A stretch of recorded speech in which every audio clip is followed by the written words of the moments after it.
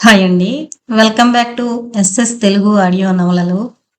ఈరోజు నేను చదివి వినిపించబోయే నవల 'డార్క్ ఎవెన్యూ'. తేజారాణి తిరునాగరి గారు రచించారు. కాపీరైట్స్ కూడా తేజారాణి తిరునాగరి గారు వినండి. ఇక నవల్లోకి వెళ్ళిపోదాం. ప్రారంభానికి ముందు ఎడతెరిపి లేకుండా వర్షం, వాతావరణ శాఖ హెచ్చరికల జారీ, నగరం జలమయం. కొండపోతలో నగరం తడిసిపోయింది. విద్యుత్తు సరఫరా నిలిచిపోయింది. వర్షం, చీకటి, అస్తవ్యస్తమైన జనజీవితం. వర్షం భయంతో జనం వీధుల్లోకి రావడం మానేశారు. టీవీల్లో వాతావరణ హెచ్చరికలు వస్తూనే ఉన్నాయి. విద్యుత్తు సరఫరా కొన్ని ప్రాంతాల్లో నిలిచిపోవడం వల్ల రేడియోలను ఆశ్రయించారు. స్మార్ట్ ఫోన్స్లో ఎప్పటికప్పుడు అప్డేట్స్ తెలుసుకుంటున్నారు. ఇంకా పూర్తిగా రూపుదిద్దుకొని ఆ కాలనీలో ఓ మూలకు విసిరివేయబడ్డట్టున్న ఇల్లు. ఇటీవలే ఆ కాలనీలో ఇళ్ల నిర్మాణం మొదలైంది. ఇంకా చాలా ఇళ్ళు నిర్మాణ దశలోనే ఉన్నాయి. కొన్ని మొండి గోడలతో ఉన్నాయి. దూరం నుంచి చూస్తే ఆ కాలనీ హారర్ సినిమాలో సెట్లా కనిపిస్తోంది. చాలా తక్కువ సంఖ్యలో ఉన్న ఇళ్లల్లో మరీ మూలగా ఉన్న ఇల్లది. ఆ కాలనీలో కరెంటు పోయింది. కాలనీని చీకటి చుట్టేసింది. ఒకానొక భయంకరమైన వాతావరణం. కరెంటు పోయింది, సంతోషంగా చెప్పింది క్యాండిల్ వెలిగిస్తూ సుమారు 50 ఏళ్ల వయసున్న ఆ మహిళ. ఆమె మొహంలో సంతోషం కొట్టొచ్చినట్టు కనిపిస్తోంది. కరెంటు పోవడం ఆమెకు చాలా సంతోషాన్ని కలిగించిందని ఆమె మొహంలో సంతోషమే చెప్పకనే చెబుతోంది. ఆ మహిళ పేరు చంద్రకళ. ఆమె మొహం పాలిపోయింది. ఏదో భయానికి గురవుతున్నట్టుంది. అవును, కరెంటు ఎప్పుడు పోతుందా అని ఎదురు చూస్తున్నాను అంటూ 30 ఏళ్లున్న మరో మహిళ అంది. ఆమె పుస్తకాల రేఖ దగ్గరికి వెళ్ళింది. అక్కడ ఉన్న పాత దినపత్రికల్ని చేతిలోకి తీసుకుంది. ఆ న్యూస్ పేపర్ను ఆ ఇంటి కిటికీలకి అతికిస్తోంది. ఆ మహిళ పేరు చంద్రప్రభ. చాలా జాగ్రత్తగా కిటికీల మధ్య ఏమాత్రం సందులు లేకుండా దినపత్రికలను అతికిస్తోంది. 25 ఏళ్ల వయసున్న ఇంకో అమ్మాయి టేబుల్ మీదున్న సెల్ ఫోన్ తీసింది. చుట్టూ చూసింది. తనను ఎవరూ గమనించడం లేదనే విషయం నిర్ధారించుకుంది. అయినా ఆమెలో చిన్న అనుమానం. సెల్ ఫోన్తో బయటకు నడిచింది. బయట వర్షం పడుతూనే ఉంది. బయట దృశ్యాలను షూట్ చేస్తోంది. అప్పుడప్పుడు తనను ఎవరైనా గమనిస్తున్నారా అని పరిశీలిస్తోంది. ఆ అమ్మాయి పేరు చంద్రలేఖ. ఆ చీకట్లో తమ ఇంట్లోకి ప్రవేశించే శక్తులను గమనిస్తోంది. 30 ఏళ్ల వయసున్న మహిళ చంద్రప్రభ తన చేతిలో ఉన్న దినపత్రికలను చేతిలోకి తీసుకుని వాటిని కిటికీలకు అతికిస్తోంది. మధ్య మధ్య అతికించిన పత్రికల్లో నుంచి సందులు కనిపించకుండా జాగ్రత్త పడుతోంది. చేతిలో ఉన్న ఆ పేపర్స్లో కొన్నింటిలో ఒక వార్త కొట్టొచ్చినట్టు కనిపిస్తోంది. కొద్ది కాలం కిందటి దినపత్రికది. అంతుచిక్కని డార్క్ ఎవెన్యూ రహస్యం అన్న హెడ్డింగ్ పెద్ద అక్షరాల్లో. హెడ్డింగ్ కింద వార్త, డార్క్ ఎవెన్యూ ఫోటో. ఆ ఫోటో ఆ ఇంటిదే. ఆ ఇంట్లో ఉన్న ముగ్గురి ఫోటోలు. ఆ ఫోటోల్లో ఉన్నది చంద్రకళ, చంద్రప్రభ, చంద్రలేఖ. తల్లి కూతుళ్ళు వాళ్ళు. జంగారియా నగరానికి 130 కిలోమీటర్ల దూరంలో ఉన్న ఒక ఆటవిక ప్రాంతం. అడవి మధ్యలో ఉన్న ఒక కుగ్రామం. ఆటవిక ప్రాంతం వరకే బస్సు సౌకర్యం ఉంది. అది దాటాక నడుచుకుంటూ వెళతారు ఆ అడవిలో ఉన్న జంగానియా జాతి ప్రజలు. అక్కడ చిన్న చిన్న ఊళ్ళు. ఆ ఊళ్ళలోని ప్రజలకు చాలామందికి కరెన్సీ నోట్లు ఎలా ఉంటాయో తెలీదు. వాళ్ళ అమాయకత్వాన్ని ఆసరా చేసుకుని కొందరు దళారులు వాళ్లకు చిల్లర నాణాలిస్తారు. పుట్టతేనె, కాయగూరలు పండిస్తారు. అక్కడ అరుదుగా రంగురాళ్లు దొరుకుతాయన్న ప్రచారం ఉంది. వాటిని దళారులు వస్తు మార్గంతో కొనుక్కుంటారన్న ప్రచారం కూడా ఉంది. ఈ ఊళ్లకు భిన్నంగా ఉండే ప్రాంతం జంగానియా. హిత్రోచి భాషలో జంగానియా అంటే ఆత్మలు, ప్రేతాత్మలు తిరిగే చోటు అని అర్థం. చిన్న చిన్న ఊళ్ళల్లో ఉండే ఆటవికులు సైతం జంగానియా వైపు కన్నెత్తి చూడరు. దూరంగా విసిరేసినట్టుంటుంది. ఆ ఊళ్ళో ఉండేవి పాడుబడిన ఇళ్ళు, మొండి గోడలు, సమాధులు. జంగానియాను చూడ్డానికి వచ్చిన వాళ్లలో చాలామంది ప్రమాదవశాత్తు చనిపోయారనే వార్త ప్రచారంలో ఉంది. కానీ జంగానియాలో అడుగుపెట్టిన మరుక్షణమే అక్కడ తిరిగే ప్రేతాత్మలు చంపేశాయని చాలామంది అంటారు. టెక్నాలజీ అందుబాటులోకి వచ్చాక కూడా చేతబడుల మీద, బ్లాక్ మ్యాజిక్ మీద నమ్మకం ఉన్నవాళ్లు ప్రతి ఆదివారం అర్ధరాత్రి జంగానియాకొస్తారు, ప్రాణాల మీద ఆశ వదులుకుని. అక్కడ ఉన్నది మగవాళ్లే. చిన్న పిల్లాడు కూడా చేతబడి చేస్తాడని చుట్టుపక్కల వాళ్ళు చెప్పుకుంటారు. జంగానియాలో ఉన్న అతి పెద్ద వయసున్న వాళ్లలో తీస్మార్ ఒకడు. అతని వయసు 99 ఏళ్లు. అయినా అతని గొంతులో ఒక విధమైన తీవ్రత. అమెరికా లాంటి అణ్వాయుధ దేశంలోనూ చేతబడులున్నాయన్న నమ్మకం ఉన్న రోజుల్లో ప్రజలు చేతబడులు మూఢంగా నమ్మడంలో వింతేముంది? తీస్మార్ వయసు 99, ఇంకా ఎక్కువే అంటారు కొందరు. పొడువాటి గెడ్డం, ఎప్పుడూ ఎర్రగా ఉండే కళ్ళు. ఆ ప్రాంతంలో దొరికే ఆకు పసర్లతో తయారయ్యే ఒక ద్రవ పదార్థమే అతని ఆహారం అంటారు. అతను ఉదయమంతా కనిపించాడు. సూర్యాస్తమైన తర్వాత చీకట్లు కమ్ముకున్నాక మాత్రమే బయటకొస్తాడని చెప్పుకుంటారు. జంగానియాలో మంత్రగాళ్లు వెలుతురును చూస్తే శక్తులను కోల్పోతారని ఒక నమ్మకం. అర్ధరాత్రి శ్మశానంలో ఒక కాలుతున్న చితికి సమీపంలో కూర్చుని కాలుతున్న శవం వైపు చూస్తూ తీస్మార్, ఆపేయ్! ఉలిక్కిపడి కళ్ళు తెరిచింది భార్గవి.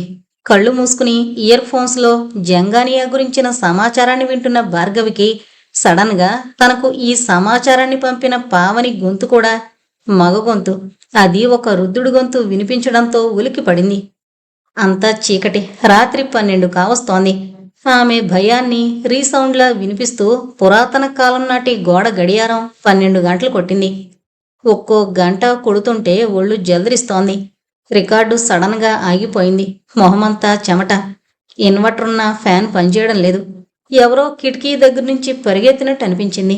ఒక్క గెంతులో కిటికీ దగ్గరికి వెళ్లి కిటికీ తలుపులు తెరిచి చూసింది. ఎవరూ లేరు. జంగానియాకు సంబంధించిన సమాచారాన్ని పావని ఆడియో టేపు ద్వారా భార్గవికి పంపించింది. భార్గవి ఆ ఆడియో టేప్ వింటోంది. సడన్ గా పావని గొంతుకు బదులు ఒక రుద్రుడి గొంతు వినిపించింది. పావని కొన్ని చోట్ల కథలా వివరించి ఆడియోలో పంపించింది. స్వతహాగా భార్గవి ధైర్యస్తురాలు. అయినా ఆ క్షణం భయపడింది. ఆత్మల గురించి, క్షుద్రశక్తుల గురించి ఎప్పటినుంచో ఒక డాక్యుమెంటరీ తీయాలని కోరిక భార్గవికి. పావని జంగానియాకు సంబంధించిన సమాచారం ఇచ్చింది. అలాగే జంగానియాకు సంబంధించిన ఆడియో పంపించింది. అది వింటూ ఉండగానే మధ్యలో ఒక గొంతు, అది 90 ఏళ్లకు పైబడిన గొంతు వినిపించింది. ఒకవేళ ఇది తన భ్రమ కాదు కదా అనుకుంది. వెంటనే ఆడియో మొదట్నుంచి వినడం మొదలుపెట్టింది. సరిగ్గా ఇందాక ఎక్కడైతే ఆగిపోయిందో అక్కడే మళ్ళీ ఆపేయ్ అన్న గొంతు వినిపించింది. ఒక్క క్షణం ఏం చెయ్యాలో తోచలేదు. గాలికి కర్టెన్స్ అటు ఇటు ఊగుతున్నాయి. ఒక్కసారిగా ఆ కర్టెన్స్ వెనుక ఎవరో ఉన్నట్టనిపించి ఒళ్ళు జలదరించింది. భయానికి లాజిక్ అక్కర్లేదు. భార్గవి అటు ఇటు పచారులు చేస్తూ కిచెన్లోకి వెళ్ళింది. కాఫీ తాగితే తప్ప మైండ్ రీఫ్రెష్ అవ్వదేమో అనిపించింది. వెంటనే కిచెన్లోకి వెళ్ళి షాక్ అయింది. కిచెన్లో స్టవ్ మీద పాలు మరుగుతున్నాయి. కాఫీ పొడి డబ్బా పక్కనే ఉంది. తాను కిచెన్లోకి రాలేదు, పాలు వేడి చేయలేదు. పాల ప్యాకెట్ ఫ్రిడ్జ్లో ఉంది, స్టవ్ ఆన్ చేయలేదు. అయినా స్టవ్ మీద పాలు మరగడం ఏంటి? కిచెన్లో నుంచి బయటకొచ్చింది. కిచెన్లోకి వెళ్లాలంటే భయమేస్తోంది. డైనింగ్ టేబుల్ దగ్గరకు వచ్చింది. దాహం వేస్తోంది. వాటర్ జగ్గు తీసుకుంది. అందులో వాటర్ లేవన్న విషయం గుర్తుకొచ్చింది. వెంటనే ఫ్రిడ్జ్ దగ్గరకు వెళ్లబోయి షాక్ అయింది. వాటర్ జగ్గు బరువుగా ఉంది. అందులో నీళ్లు నిండుగా ఉన్నాయి. చిన్న కేకతో జగ్గు జారి విడిచింది. భళ్ళున శబ్దం చేస్తూ జగ్గు పగిలిపోయింది. నేలవైపు చూసింది. వాటర్ జగ్గు బద్దలైంది. నీళ్లు నేల మీద పడలేదు. అంటే వాటర్ జగ్గులో నీళ్లు లేవా? తాను భ్రమపడిందా? భయంతో అనుమానంతో కిచెన్లోకి వెళ్ళింది. మరోసారి షాక్ అయింది. కిచెన్లో పాలు స్టవ్ మీద లేవు.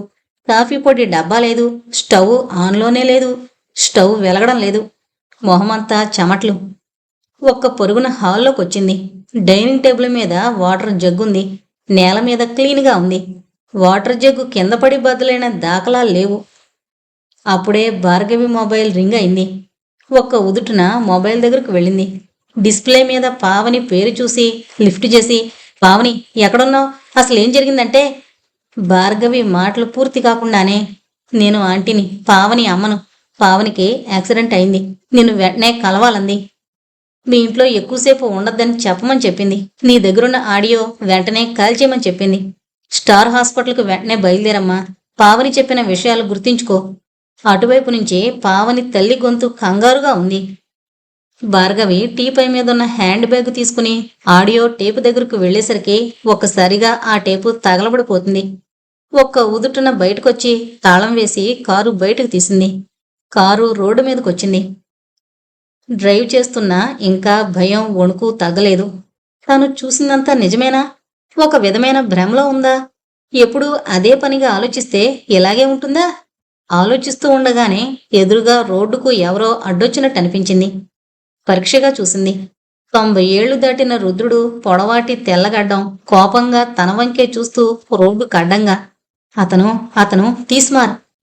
ఆడియోలో పావని వర్ణించినట్టు సరాసరి జంగానియా నుంచి ఇక్కడికొచ్చినట్టు సడన్ బ్రేక్తో కారు ఆపింది. సీటు బెల్ట్ పెట్టుకోవడం వల్ల ప్రాణాపాయం తప్పింది. రోడ్డు మీద ఎవరూ లేరు. అంతా తన భ్రమేనా? కారు హాస్పిటల్ ముందు ఆగింది. హాస్పిటల్లో కడుగు పెడుతుంటే భార్గవి కాళ్ళు వణుకుతున్నాయి. స్వతహాగా ధైర్యస్తురాలే, కానీ జరిగిన సంఘటనలు ఆమెను భయంలోకి నెట్టేశాయి. రిసెప్షన్ దగ్గరికి వెళ్లేసరికి అక్కడ పావని తల్లిగారు కనిపించారు. ఆంటీ, పావనికి ఇప్పుడు ఎలా ఉంది? కంగారుగా అడిగింది భార్గవి. ఇప్పుడిప్పుడే కొద్దిగా స్పృహలోకి వచ్చింది. రాగానే నీకెలా ఉందని నువ్వు వచ్చావా అని అడిగింది. రూంలోకి షిఫ్ట్ చేశాం చెప్పింది పావనున్న రూం వైపు తీసుకువెళుతూ. చాలా నీరసంగా ఉంది పావని. ఎప్పుడూ యాక్టివ్గా ఉండే పావనిని అలా చూడలేకపోయింది. అసలు ఏమైందే? కంగారుగా అడిగింది భార్గవి. పావని తల్లివైపు చూసింది. మీరు మాట్లాడుతూ ఉండండి, ఫ్లాస్క్లో మీకోసం కాఫీ తీసుకొస్తాను అంటూ తల్లి ఫ్లాస్క్ తీసుకుని బయటకు నడిచింది. నీకు ఆడియో టేపు పంపించి నేను తిరిగి కారులో వస్తున్నాను. అప్పుడు ఏమైందంటే కళ్ళు మూసుకుంది పావని. ఇంకా ఆ సంఘటన కళ్ల ముందు కనిపిస్తూ భయపెడుతూనే ఉంది. కొన్ని గంటల క్రితం జరిగిన సంఘటన ఆమెకు గుర్తొచ్చింది. కళ్ల ముందు కనిపించింది. పావని కారు డ్రైవ్ చేస్తోంది. పాటలు వింటూ డ్రైవ్ చేయడం ఆమెకు నచ్చదు. అందుకే కారులో ఉన్న ఆడియో ప్లేయర్ ఎప్పుడూ ఖాళీగానే ఉంటుంది. సెల్ ఫోన్ మాట్లాడుతూ డ్రైవ్ చేయడం, పాటలు వింటూ డ్రైవ్ చేయడం, పక్కవారితో మాట్లాడుతూ డ్రైవ్ చేయడం లాంటి విషయాలకు ఆమె పూర్తిగా వ్యతిరేకం. యాక్సిడెంట్స్ వీటి వల్ల జరుగుతాయని, డ్రైవ్ చేసేటప్పుడు మన దృష్టి డ్రైవింగ్ మీద మాత్రమే ఉండాలని చెబుతుంటుంది. పావని దృష్టి రోడ్డు మీదే ఉంది. సరిగ్గా అప్పుడే కారులో ఉన్న ప్లేయర్లో ఒక పాత ప్లే అవుతోంది. అది పాత తెలుగు పాట. నేను వీడని నీడను నేను అన్న పాత పాట. ఒక్క క్షణం షాక్ అయింది. తన కారులో పాట వినిపించడమే, అది తను ప్లే బటన్ నొక్కకుండానే. అయినా పాట ఎక్కడిది? పెన్ డ్రైవ్ కూడా కనెక్ట్ అవ్వలేదు. బటన్ ఆటోమేటిక్గా ఆన్ అయింది. బటన్ ఆఫ్ చేసింది. ఒక్క క్షణం గందరగోళంగా అనిపించింది. ఉదయం నుంచి పని అలసట. ముందు ఇంటికెళ్ళి స్నానం చేసి వేడివేడి కాఫీ తాగితేనే కానీ ఈ కన్ఫ్యూజ్ పోదు అనుకుంది. కారు కొద్ది దూరం వెళ్ళగానే ఆడియో వినిపించసాగింది సిస్టమ్ నుంచి. మా గురించి బయట ప్రపంచానికి ఎందుకు చెబుతున్నావు? ఆ ఆడియో టేపును తగలబెట్టేమని చెప్పు అన్న స్వరం వినిపించింది. ఆ స్వరంలో ఆజ్ఞ ఉంది, హెచ్చరిక ఉంది. సడన్ బ్రేక్తో కారాగింది. తాను బ్రేకు వెయ్యకుండానే ముందుకు తూలి సీటు బెల్ట్ ఉండడం వల్ల సేవ్ అయింది. తన కాలు బ్రేక్ మీద లేదు. అయినా కారు ఆగింది. ఎదురుగా చూసింది. ఒక వృద్ధుడు, దాదాపు 100 ఏళ్ల వయసులో కనిపిస్తున్నాడు. తీక్షణంగా తన వైపే చూస్తూ రోడ్డు దాటాడు. భయంతో వణికిపోయింది. ఒక్క క్షణం తలను వెనక్కి వాల్చింది. తల విదిల్చి కారును ముందుకు పోనిచ్చింది. భయంతో బ్రేక్ మీద కాలేసింది. సడన్ బ్రేక్తో కారు ఆగింది. ఎదురుగా కుడివైపు నుంచి వస్తోన్న టెంపోను గుద్దేసి ముందుకు వెళ్లి చెట్టుకు తగిలి ఆగిపోయింది. నేను కళ్ళు తెరిచి చూసేసరికి హాస్పిటల్లో ఉన్నాను. నాకు నీ గురించి భయం వేసింది. ఎందుకైనా మంచిది ఆ టేపును తగలబెట్టాయి చెప్పింది పావని. ఇంకా ఆమె భయం తాలూకా హ్యాంగ్ ఓవర్లోనే ఉంది. భార్గవి జరిగిందంతా వివరంగా చెప్పింది. దీన్ని బట్టి చూస్తుంటే అతీత శక్తులు, దెయ్యాలు, ఆత్మలు నిజంగానే ఉన్నాయనిపిస్తోంది అంది భార్గవి. నాకు అలానే అనిపిస్తోంది. అయినా అవన్నీ మనకెందుకు? నాకెందుకో మొదటిసారి భయం వేస్తోంది. ప్రాక్టికల్ అనుభవం కదా అంది. ఆమెలో ఇంకా భయం తగ్గలేదు. ఇంకా తనను ఎవరో వెన్నాడుతున్నారనే భయంతోనే ఉంది. అయినా నాకెందుకో ఇంకా జరిగింది నమ్మాలని అనిపించడం లేదు అంది భార్గవి. ఇంత జరిగినా నీకు అనిపించడం లేదా అడిగింది పావని. ఏమో, ఇద్దరికీ ఒకేలాంటి అనుభవాలు. అయినా సరే మనం ఒకసారి జంగానియా వెళ్ళొస్తే పావని వైపు చూస్తూ అంది భార్గవి. ఆ మాటతో ఉలిక్కి పడింది. ఏం మాట్లాడుతున్నావు భార్గవి? ఇంత జరిగాక కూడా నువ్వు? ఇంత జరిగింది కాబట్టే వెళదామని అంటున్నాను అంది భార్గవి. అప్పుడే వచ్చింది పావని తల్లి. వీళ్ళ మాటలు వింది.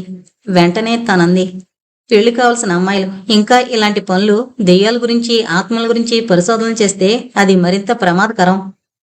సరే ఆంటీ, ముందు పావని రెస్ట్ తీసుకొని ఇంకా ఆ టాపిక్ పావని తల్లి ముందు తీసుకురావడం ఇష్టం లేక అంది. ఎందుకంటే ఒక తల్లిగా ఆమె భయంలో అర్థముంది. ఆంటీ, మీరు ఇంటికి వెళ్ళండి, బాగా అలసిపోయారు.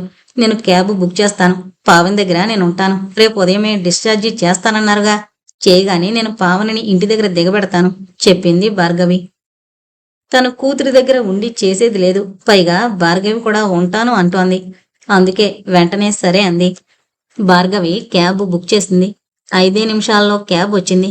క్యాబ్ వెళ్లే వరకు ఉండే భార్గవి పావన్ దగ్గరకు వచ్చింది. అర్ధరాత్రి కావడం మూలాన హాస్పిటల్లో పెద్దగా రద్దీ లేదు. రిసెప్షనిస్టు ఓ కునుకు తీద్దాము అనుకుంది. అలాగే టేబుల్ మీద ఒరిగిపోయింది తలపెట్టి. చెప్పు పావని, ఏం చేద్దాం? భార్గవ్ అడిగింది పావనిని. ఆ క్షణం పావని దగ్గర కూడా సమాధానం లేదు. ఏమాత్రం ఊహించని సంఘటన జరిగింది. ఎలా రియాక్ట్ అవ్వాలో కూడా తెలియడం లేదు. నాకు ఏమీ తోచడం లేదు. ఇంకా భయం తగ్గనే లేదు. అమ్మ ఎక్కడ భయపడుతుందేమోనని భయాన్ని అణిచిపెట్టుకున్నాను చెప్పింది పావని. నిజమే పావని, పరిస్థితి అలాంటిది. కానీ చంద్రలేఖ గురించే ఆలోచిస్తున్నాను. ఆ రోజు చంద్రలేఖ వెళుతూ అన్న మాటలు గుర్తున్నాయి. మళ్ళీ మిమ్మల్ని కలుస్తానో లేదో అన్నది. తన పరిస్థితిని చూసి మనం తేలిగ్గా తీసుకున్నాం. కానీ ఆలోచిస్తుంటే ఒక్క క్షణం ఆగిపోయింది భార్గవి. పావని వెనక్కి ఉరిగి కూర్చుంది. ఆమె మొహంలో అలసట కొట్టొచ్చినట్టు కనిపిస్తోంది. ఆ క్షణం ఆమెకు చంద్రలేఖ గుర్తొచ్చింది. ఎంఏ క్రిమినాలజీ చదివి ఎంతో ధైర్యంగా ఉండే చంద్రలేఖ ఇక్కడే మంచి జాబ్ ఆఫర్ను వదులుకుంది. అర్జెంటుగా ఊరు వెళ్ళాలి అంది. దానికి కారణం చంద్రలేఖ తల్లి అక్కయ్య ఆత్మహత్య ప్రయత్నం చేయడమే. దానికి కారణం ఆత్మలు తమని చంపేయడానికి ప్రయత్నిస్తున్నాయని, ఆత్మల చేత చావడం కన్నా తామే ఆత్మహత్య చేసుకోవడం మంచిదని ఆత్మహత్య ప్రయత్నం చేశారు. జనాభా సేకరణ చేసేవాళ్లు ఆ సమయంలో అక్కడికి వెళ్లడం వాళ్ల విషయం బయటకు పొక్కింది.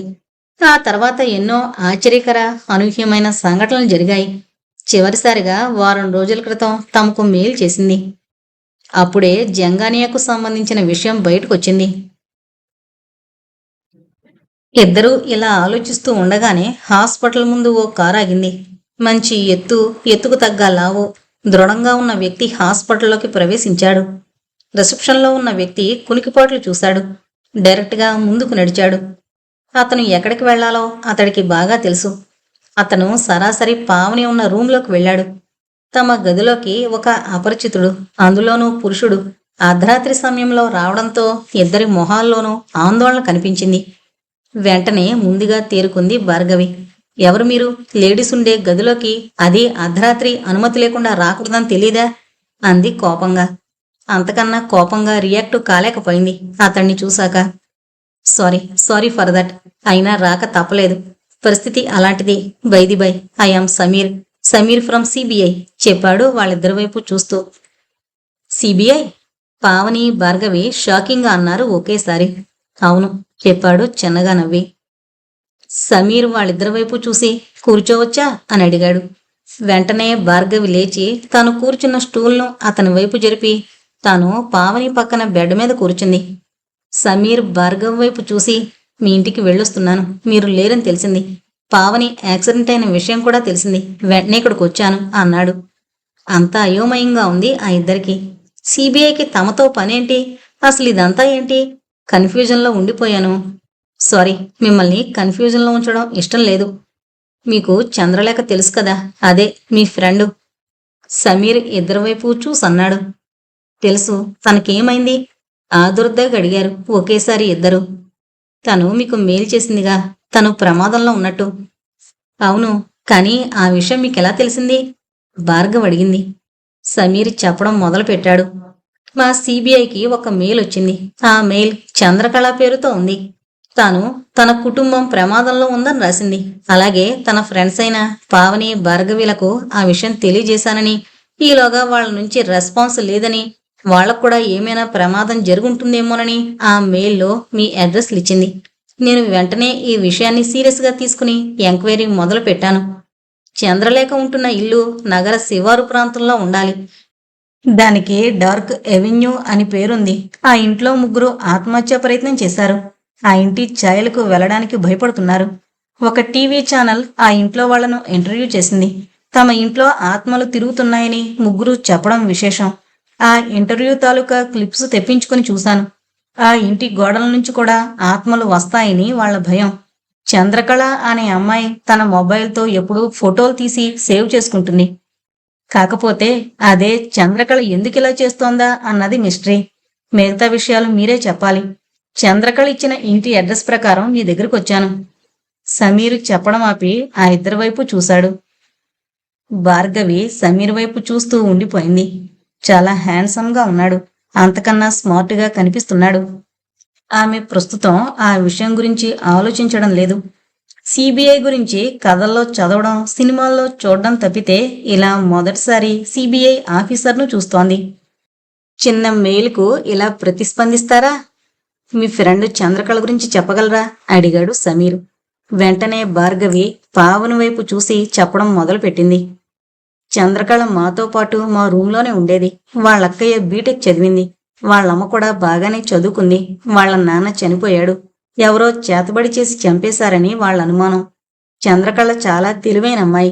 క్రిమినాలజీ చదివింది. ఒకరోజు అకస్మాత్తుగా ఊరు నుంచి ఫోన్ వచ్చింది. వాళ్ళ అమ్మ అక్కయ్య కొద్ది రోజులుగా బయటకు రాకుండా ఉన్నారట. ఇరుగు పొరుగు సమాచారం అందించారు. చంద్రకళ హుటాహుటిన హైదరాబాద్ వెళ్ళింది. ఇంటి తలుపులు బద్దలు కొట్టి చూస్తే ఇల్లంతా దుర్గంధంతో నిండుంది. ఆ తర్వాత ఏమైందో కొన్ని రోజులు చంద్రకళ నుంచి ఎటువంటి సమాచారం లేదు. తర్వాత టీవీ ఛానల్లో, పత్రికల్లో డార్క్ ఎవెన్యూ గురించి వార్తలొచ్చాయి. చంద్రకళ ఇంటికి మీడియా పెట్టిన పేరది. ఆ చీకట్లో ఏం జరుగుతుందో తెలీదు. ఒకరోజు చంద్రకళ మొబైల్ నుంచి మెయిల్ వచ్చింది. తమ కుటుంబానికి హాని చేయడానికి ఏదో ప్రయత్నం జరుగుతోందని మెయిల్లో తెలియజేసింది. ప్రస్తుత పరిస్థితుల్లో తను కూడా వాళ్లతో పాటే వాళ్లను నమ్ముతూ ఉండక తప్పనిసరి పరిస్థితి అని జంగానియా అనే తాంత్రిక ప్రాంతం గురించి చెప్పింది. అదే సమయంలో పావనికి యాక్సిడెంట్ అయింది చెప్పింది భార్గవి. తీస్మార్ కనిపించడం, ఇంట్లో జరిగిన సంఘటనలు చెప్పలేదు. ఒక సిబిఐ ఆఫీసర్కు ఇలాంటి క్షుద్ర విద్యల గురించి చెబితే కొట్టి పారేస్తాడు. పైగా తమను తక్కువ అంచనా వేస్తాడని ఆమె భయం. ఇప్పుడు చంద్రలేఖ కుటుంబం ప్రమాదంలో ఉంది. ఇదంతా ఒక హాలుజినేషన్, భ్రమ లేదా నిజం కూడా కావచ్చు. ఆ కుటుంబానికి పొంచున్న ప్రమాదాన్ని దృష్టిలో పెట్టుకుని అన్నాడు సమీర్. అంటే మీరు కూడా ఇలాంటివి నమ్ముతున్నారా? అడిగింది భార్గవి. నమ్మడమా నమ్మకపోవడమా అన్నది సమస్య కాదు. ఇలాంటి సంఘటనలు జరుగుతున్నాయి. ఢిల్లీలోనే అలాంటి సంఘటన జరిగింది. ఒకే కుటుంబంలో 11 మంది మృతి చెందారు. దానికి సంబంధించిన వార్తిది. తన స్మార్ట్ ఫోన్లో ఆ వార్త చూపించాడు. పత్రికలోని వార్తది. దాన్ని చదవసాగారు. భార్గవి, పావని ఢిల్లీలో ఒకే కుటుంబానికి చెందిన 11 మంది మృతి, తాంత్రిక పూజలు చేస్తున్న 3 కుటుంబ సభ్యులు, తాము ఆత్మహత్య చేసుకోవాలని తొలుత నిర్ణయం, ఇంటిల్లపాదిని చంపేందుకు ఆ తర్వాత ప్రణాళిక, ఆహారంలో మొత్తుమందు కలిపి దారుణం, చేతులు కట్టి నోటికి వస్త్రాలు చుట్టి 7గురికి ఉరి, మరో మహిళ గొంతు కోసి చంపిన వైనం. మృతుల్లో 7 మహిళలు, 2 పిల్లలు. చనిపోయిన వారిలో ఒకరికి ఇటీవలే నిశ్చితార్థం. న్యూఢిల్లీ.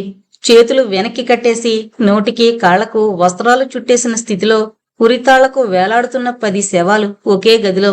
గొంతు కోసేయడంతో చనిపోయిన రుద్రాలి మృతదేహం మరో గదిలో. రాత్రి దాకా అందరితో నవ్వుతూ మాట్లాడిన వారు తెల్లవారేసరికి అలా నిర్జీవులై కనిపించారు. ఒకరు కాదు, 2 కాదు, 11 మంది కుటుంబ సభ్యులు. 7 మహిళలు, 4 పురుషులు అనుమానాస్పద స్థితిలో మరణించారు. మృతుల్లో 2 మైనర్లు. దేశ రాజధాని ఢిల్లీలో జరిగిన విషాదమిది. ఆదివారం ఉదయాన్నే వెలుగు చూసిన ఈ ఘటన దేశవ్యాప్తంగా సంచలనం సృష్టించింది. పోలీసులు, స్థానికులు తెలిపిన వివరాల ప్రకారం రాజస్థాన్లోని చిత్తోడ్గఢ్కు చెందిన నారాయణదేవి, ప్రతిభ 20 ఏళ్ల క్రితం ఉత్తర ఢిల్లీ బురారి ప్రాంతంలో ఉన్న సంతనగర్కొచ్చి స్థిరపడ్డారు. అక్కడ వారు ఒక కిరాణా దుకాణాన్ని నడుపుతూ ప్లైవుడ్ వ్యాపారం కూడా చేస్తున్నారు. నారాయణదేవికి పెద్ద కుమారుడు భవనేష్ భాటియా, కోడలు సవిత, మనవలు నీతు, మీను, ధీరు. చిన్న కుమారుడు లలిత్ భాటియా, చిన్న కోడలు టీనా, వారి కుమారుడు శివం ఉన్నారు. ఇక ప్రతిభాదేవికి ప్రియాంక అనే కుమార్తెంది. వీళ్లంతా ఒకే ఇంట్లో ఉంటున్నారు. ఇంటి కింద భాగంలో కిరాణా దుకాణం ఉండగా మొదటి అంతస్తులో వీరు నివాసం ఉంటున్నారు. రోజులాగానే శనివారం రాత్రి 11:45 గంటలకు కిరాణా దుకాణాన్ని మూసేసి పైకి వెళ్లారు.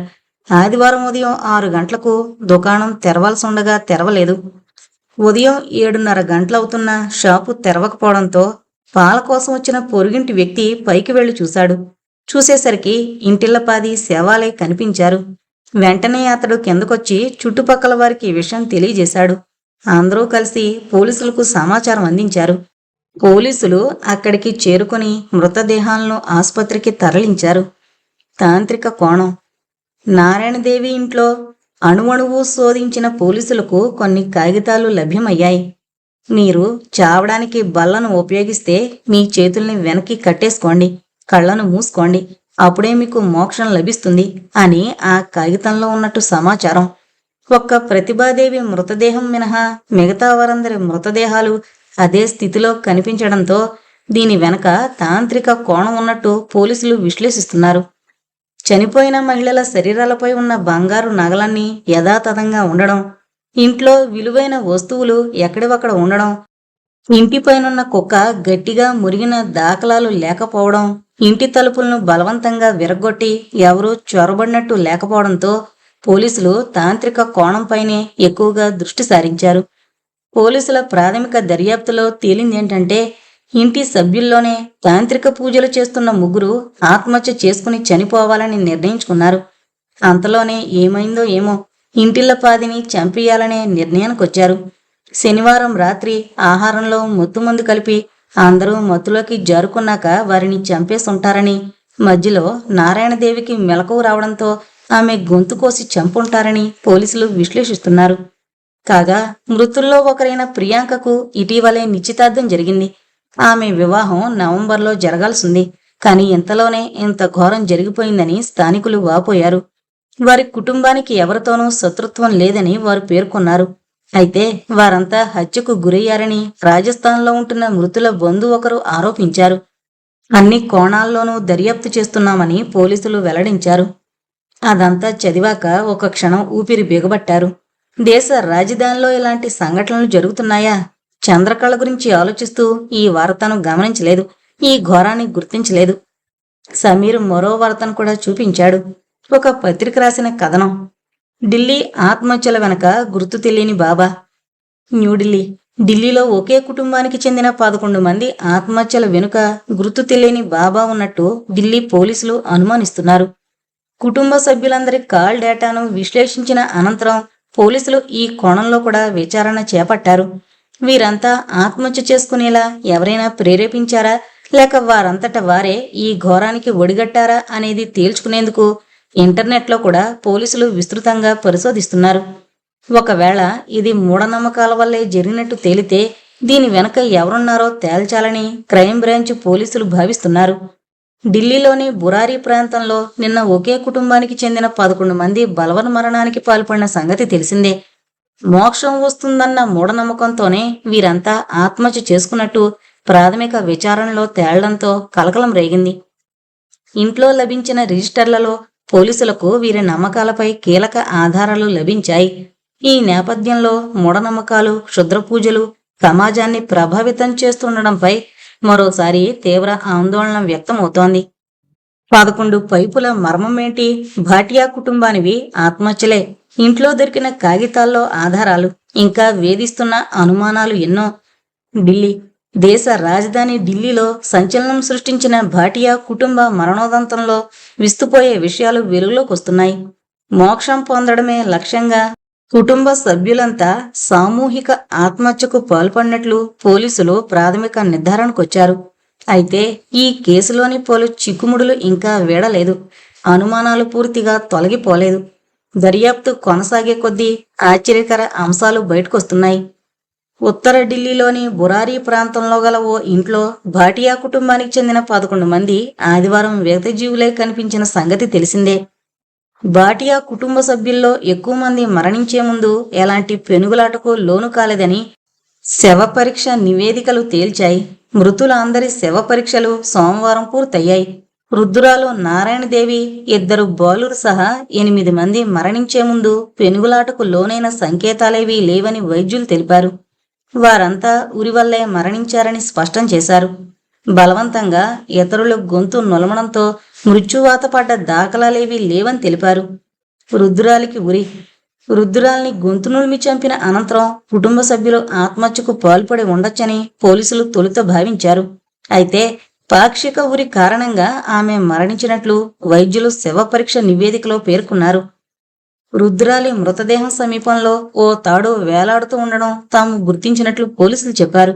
భాటియా కుటుంబం మరణోదంతాన్ని దర్యాప్తు చేస్తున్న పోలీసులకు 11 పైపులు పెద్ద చిక్కు ప్రశ్నగా మారాయి. మృతుల ఇంటి గోడ నుంచి ఆ పైపులు కాస్త బయటకు చొచ్చుకునొచ్చాయి. నీటిని బయటకు పంపే సదుపాయమేది అటువైపు లేకపోయినా పైపులను ఎందుకలా అమర్చారో అంతుచిక్కడం లేదు. 10 పైపులు దగ్గరగా ఉండి ఒకటి మాత్రం కాస్త దూరంగా ఉంది. ఈ పైపుల వెనక తాంత్రిక కోణముందని స్థానికులు చర్చించుకుంటున్నారు. ఇతర కుటుంబ సభ్యులకు దూరంగా రుద్రాలి మృతదేహం పడి ఉండడాన్ని దూరంగా ఉన్న పైపు సూచిస్తోందని పలువురు చెవులు కొరుక్కుంటున్నారు.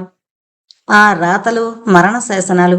భాటియా ఇంట్లో దొరికిన 2 రిజిస్టర్లలోని రాతలు వారి మరణం వెనక మత విశ్వాస లేక తాంత్రిక కారణాలను బలపరుస్తున్నాయని పోలీసు అధికారొకరు సూచించారు. వాటిలోని పలు విషయాలను బయటపెట్టారు.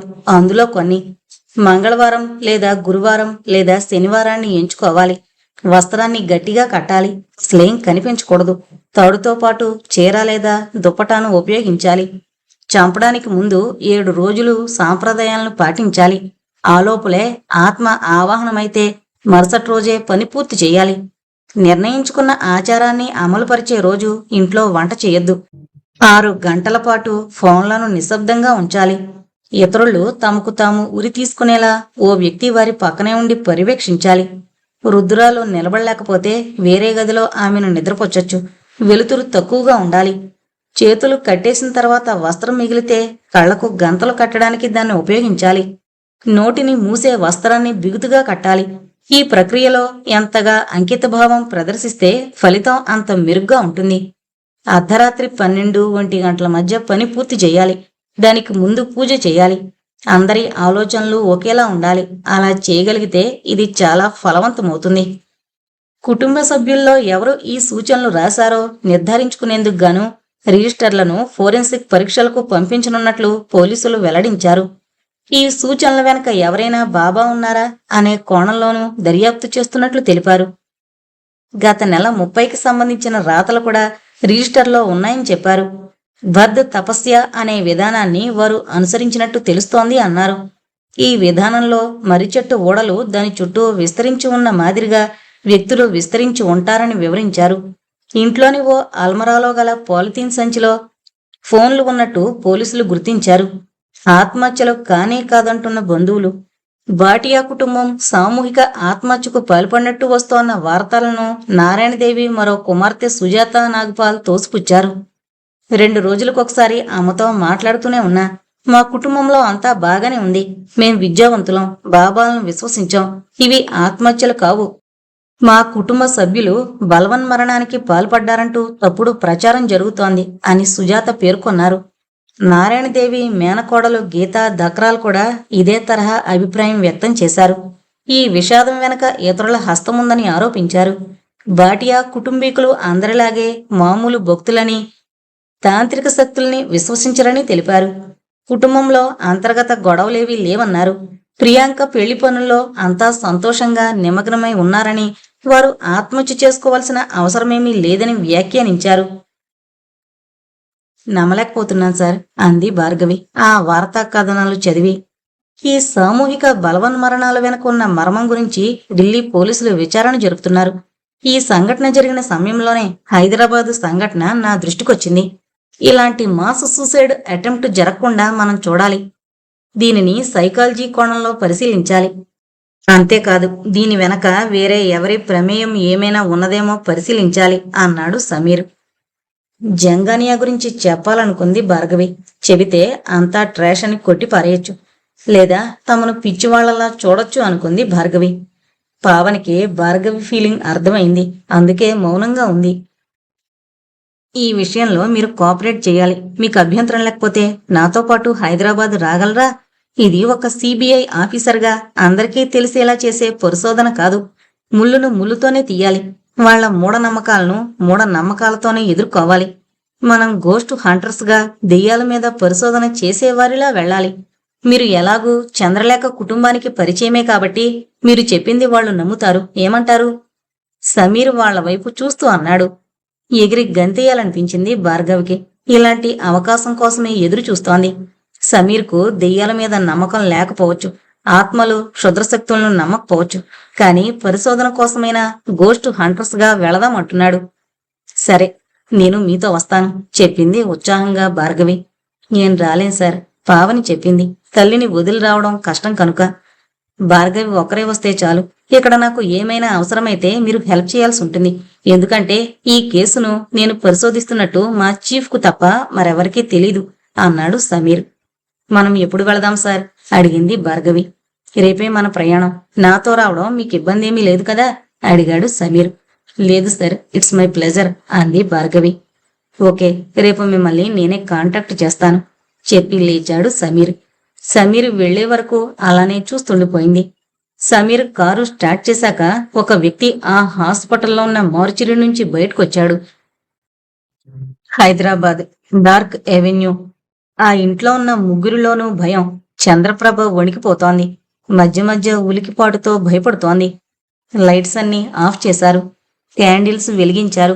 మొత్తం 13 క్యాండిల్స్ వెలిగించారు. నాన్న ఈ రోజొస్తారా? చంద్రప్రభ అడుగుతోంది. నిన్న కలిసినప్పుడు నాతో ఏమీ చెప్పలేదు తల్లి చంద్రకళంది. ఒక్క క్షణం చంద్రలేఖ ఒళ్ళు జలదరించింది.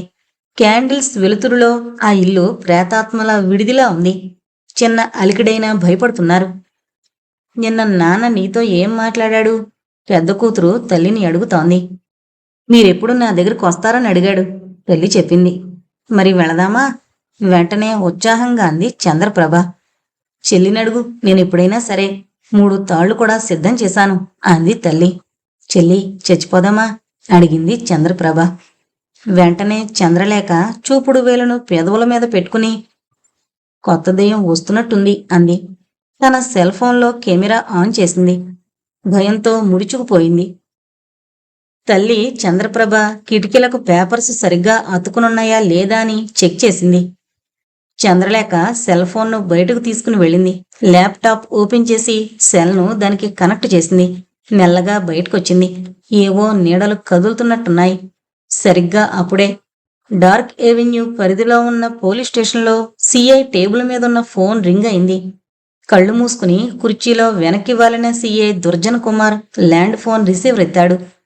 టేబుల్ మీద విస్కీ బాటిల్ ఉంది, చిప్సు, చికెన్ బిర్యానీ. స్టేషన్ను బారులా, లాకప్ను బెడ్రూమ్లా వాడుకునే నీచ మనస్తత్వానికి కేర్ ఆఫ్ చిరునామా దుర్జన్ కుమార్. ప్రతి క్షణం తమ సిబిఐని తిట్టుకుంటూనే ఉంటారు స్టేషన్లోని సిబ్బంది. కానీ క్రమశిక్షణ ఎక్కువగా ఉండే శాఖలో మౌనంగా భరిస్తున్నారు. ఎప్పుడో ఒకప్పుడు ఎవరో ఒకరు ఇలాంటి వాళ్లను శిక్షిస్తారని వారి నమ్మకం. ఇంకా దుర్జన్ కుమార్కు మందు తాలూకా కిక్కు దిగలేదు. ఎవర్రా ఇంత రాత్రిపూట ఫోన్ చేసి నా విస్కీ కిక్కు కక్కుకునేలా చేసింది? స్టేషన్లో ఒక్క నొక్కు నొక్కానంటే కిక్కురు మనకుండా చేస్తావు. తన సహజమైన భాష మొదలుపెట్టాడు. అవతల వైపు నుంచి కంఠంలో తీవ్రత ఒక్క క్షణంలో గమనించి, సార్ మీరా, సారీ సార్ అంటూ అటెన్షన్లోకి వచ్చాడు. ఆ పని మీదే ఉన్నాను సార్. చట్టము, శిక్ష, లాభము, కక్ష అని ఓ వెకిలి నవ్వు నవ్వాడు. అవతల వ్యక్తి 5 నిమిషాలు మాట్లాడాడు. తర్వాత ఫోన్ పెట్టేశాడు. అదే సమయంలో ఆ పోలీస్ స్టేషన్కు అంత అర్ధరాత్రి వేళ ఒక అమ్మాయి ఆయాసంతో వగరుస్తూ పరిగెత్తుకునొచ్చింది. ఆమె మొహమంతా చెమట. భయం భయంగా వెనక్కు చూస్తోంది. స్టేషన్ ముందు సెంట్రీ డ్యూటీలో ఉన్న వహీద్ ఆ అమ్మాయి వంక చూశాడు. ఆమె ప్రమాదంలో ఉందని అర్థం చేసుకున్నాడు. ఏమైందమ్మా, ఎవరైనా తరుముతున్నారా? ఆమె పరిగెత్తుకొచ్చిన వైపు చూస్తూ అన్నాడు. ఆ అమ్మాయి అవును అన్నట్టు భయంగా తలూపింది. ఎవరు? తన తుపాకీని సరిచేసుకుని అడిగాడు వహీద్. మా ఇంట్లో అంటూ అతడిని తోసుకుని లోపలికొచ్చింది. ఓ మూలనున్న కూజలోని నీళ్లను తలమీదుగా పోసుకుంది. చేతులు వణుకుతున్నాయి. కూజ నేలజారి బొళ్ళున శబ్దం చేసి పగిలిపోయింది. ఆ శబ్దానికి స్టేషన్లో కునికిపోట్లు పడుతున్న స్టేషన్ రైటర్ అప్పుడే మందు మొత్తులో నుంచి బయటకొచ్చిన సిఐ దుర్జన్ కుమార్ ఉలిక్కి పడ్డారు. వహీదు లోపలికి పరిగెత్తుకునొచ్చాడు. కూజాలోని నీళ్లు మొత్తం ఆమె శరీరాన్ని తడిపేశాయి. ఏయ్, ఎవరు నువ్వు? స్నానం చేయడానికి ఇదేమైనా బాత్రూమ్ అనుకున్నావా? కోపంగా అన్నాడు దుర్జన కుమారు. మా ఇంట్లో దెయ్యం దెయ్యం నన్ను రేప్ చేయడానికి వెంటాడుతోంది. ఒక్కో మాట కూడదీసుకుని చెప్పింది. స్టేషన్లో ఉన్న అందరూ ఉలిక్కి పడ్డారు, ఒక్క సీఏ తప్ప. ఆమె వంక పరిశీలనగా చూశాడు. ఆమెని ఎక్కడో చూసినట్టు అనిపించింది. నువ్వు నువ్వు ఆ పిచ్చి పిల్ల చంద్రప్రభువు కదూ అన్నాడు సీఐ. వెంటనే టేబుల్ మీదున్న పేపర్ వెయిట్ను దుర్జన కుమార్ తలకేసి కొట్టిందామె. అది కొద్దిలో మిస్ అయింది. దుర్జన కుమార్ తలను రాసుకుంటూ వెళ్ళింది. బా అని అరిచాడు. కొద్దిగా రక్తం వస్తోంది. చంద్రప్రభ మా అక్క. నా పేరు చంద్రలేఖ. మా అక్క పిచ్చిదేం కాదు, ఉక్రోషంగా అంది. వహీదు ఏదో చెప్పబోయాడు. మరో కానిస్టేబుల్ చంద్రలేఖను పట్టుకోబోయాడు. దుర్జన కుమార్ కానిస్టేబుల్ను వారించాడు. వద్దు, తననేమీ అనద్దు, కొద్దిగా అని చెయ్యి చూపెట్టి లూజ్ అన్నట్టు సైగ చేశాడు. చంద్రలేఖ వంక చూసి పద, నేనొస్తాను, ఆ దెయ్యం సంగతి చూస్తాను అన్నాడు, తల మీద కట్టిన బూపిని రాసుకుంటూ. సార్, మమ్మల్ని రమ్మంటారా? అదసలే అడవి, ప్రమాదకరమైన ఏరియా. అందులోనూ ఈ అమ్మాయి. వహీదు ఏదో చెప్పబోయాడు. వద్దు, నేనొక్కడనే వెళతాను. ఒకవేళ ఈ అమ్మాయి చెప్పినట్టు దెయ్యాలో మనుషులో ఉండొచ్చు. మీరు ఇక్కడే ఉండండి. స్టేషన్కొచ్చి ఆపదలో ఉన్నాం, కాపాడండి అని అడిగిన వాళ్లను కాపాడడం నా విధి అంటూ చంద్రలేఖ వైపు చూసి పద అన్నాడు. చంద్రలేఖ బుల్లెట్ మీద దుర్జన్ కుమార్ వెనక కూర్చుంది. కావాలనే జీపు తీసుకువెళ్లలేదు దుర్జన్ కుమార్. బుల్లెట్ గాలిని చీల్చుకుని వెళుతున్నట్టు వెళుతోంది. దుర్జన్ కుమార్ ఒళ్ళు వేడెక్కడం మొదలుపెట్టింది. సరిగ్గా కొన్ని రోజుల క్రితం చంద్రప్రభ ఇలానే తన స్టేషన్కొచ్చింది. తనని ఎవరో రేప్ చేయడానికి ప్రయత్నిస్తున్నారని చెప్పింది. అప్పటికే డార్క్ అవెన్యూ గురించి, ఆ కుటుంబం గురించి వదంతులు మొదలయ్యాయి. దానిని ఆసరా చేసుకుని చంద్రప్రభను డార్క్ అవెన్యూ పరిసరాలకు తీసుకొచ్చాడు. దారుణంగా రేప్ చేశాడు. ఎవరికైనా చెబితే ఆత్మలు కుటుంబాన్ని పీక్కు తింటాయని భయపెట్టాడు. ఒక రకమైన ఉన్మాద స్థితిలో ఉన్న చంద్రప్రభ భయపడిపోయింది. చంద్రప్రభను రేప్ చేయడం వల్ల తనకు మరొక లాభం కూడా డబ్బు రూపంలో వచ్చి చేరింది. ఇప్పుడు చంద్రలేఖ. ఈ ఆలోచన దుర్జన కుమార్ను వేడెక్కిస్తోంది. డార్క్ అవెన్యూ పరిసరాల్లోకొచ్చింది బుల్లెట్. అంతా నిర్మానుష్యంగా ఉంది. డార్క్ అవెన్యూ భయంతో ఉండే కొద్దిపాటి జన సంచారం కూడా లేదు. పైగా రాత్రివేళ, శివారు ప్రాంతం. కనుచూపు మేరలో డార్క్ అవెన్యూ చీకటి రహస్యాలను తనలో దాచుకున్నట్టు క్యాండిల్ లైట్ వెలుతురులో బుల్లెట్ ఆపి స్టాండ్ వేశాడు. చంద్రలేఖ భుజం మీద చేయి వేశాడు. దెయ్యం లోపలుంది. తన ఇంటివైపు చూపిస్తూ చెప్పింది భయం నటిస్తూ. అసలు దెయ్యం ఇక్కడే ఉంది మనసులో అనుకుని చంద్రలేఖ భుజం మీద చేయి వేసి నొక్కాడు. నువ్వు కూడా దెయ్యానివేనా? భయం నటిస్తూ అడిగింది చంద్రలేఖ. మగదెయ్యాన్ని అని చంద్రలేఖను నేల మీదకి నెట్టేశాడు. చంద్రలేఖ తాపీగా తడిగా ఉన్న చీరను విప్పేసింది. పెటికోటు బ్లౌజ్తో ఉంది. చీరను తనే పీలికలు చేసుకుంది. అర్థం కాలేదు దుర్జన కుమార్కు. బహుశా మెంటల్గా బ్యాలెన్స్ తప్పిందేమో అనుకున్నాడు. తన బ్లౌజు చించేసుకుంది, జుట్టును చెరిపేసుకుంది. దుర్జన కుమార్ను పట్టి రక్కేసింది. ఆ ప్రయత్నంలో దుర్జన కుమార్ చేతులు చంద్రలేఖ మెడను చుట్టేశాయి. పెనుగులాట. చంద్రలేఖ బలం ముందు దుర్జన కుమార్ బలం బలహీనమైంది. అతను తాగిన మత్తులో ఉన్నాడు. పైగా ఊహించని షాకులో ఉన్నాడు. పక్కనే ఉన్న ఐరన్ రాడ్డు చేతులకు తీసుకుంది. ఆ రాడ్డు ముందుగానే సిద్ధం చేసుకుంది. దుర్జన కుమార్ శరీరాన్ని బలంగా తాకిందా రాడ్డు. అతని గొంతులో నుంచి పెద్ద కేక. చంద్రలేఖ దూరంగా చెట్టు కిందున్న టూత్ సెట్టు తీసుకుంది. సినిమాల్లో డ్రాకులాను చూపించడానికి ఆ సెట్టు వాడతారు. అది రబ్బర్ లాంటి పదార్థంతో చేస్తారు. ఇది బలమైన కూరల్లో ఉన్న స్టీల్ మెటల్తో చేసినట్టు పళ్లకు క్లిప్పులా తగిలించుకుంది. నేల మీద పడిన దుర్జన కుమార్ మీద కూర్చుంది. అతని గొంతు దగ్గరగా నోరు పెట్టింది. కూరల్లాంటి టూత్ సెట్ను అతని గొంతులోకి దింపింది. రక్తం ఫౌంటైన్లా చిమ్మింది. కొద్ది క్షణాలు ఆలస్యమైన ప్రాణాలు గాల్లో కలిసిపోయేవి. నా అక్క పిచ్చితనాన్ని, భయాన్ని ఆసరా చేసుకుని ఘోరంగా రేప్ చేశావు. అందుకు నీకు విధిస్తున్న శిక్షిది. మనసులో అనుకుని ఇంకా వాడి అయిన పళ్లను గొంతులోకి దింపబోయింది. అప్పుడే ఎవరో తనను భుజాలు పట్టి పైకి లేపడం గమనించింది. అప్పటికే స్పృహ తప్పి పడిపోయాడు దుర్జన కుమార్. చాలు బెహన్, నువ్వు ఆ పాపాత్ముడికి విధించిన శిక్ష చాలు, ఇంటికి వెళ్ళిపో. ఎదురుగా వహీద్.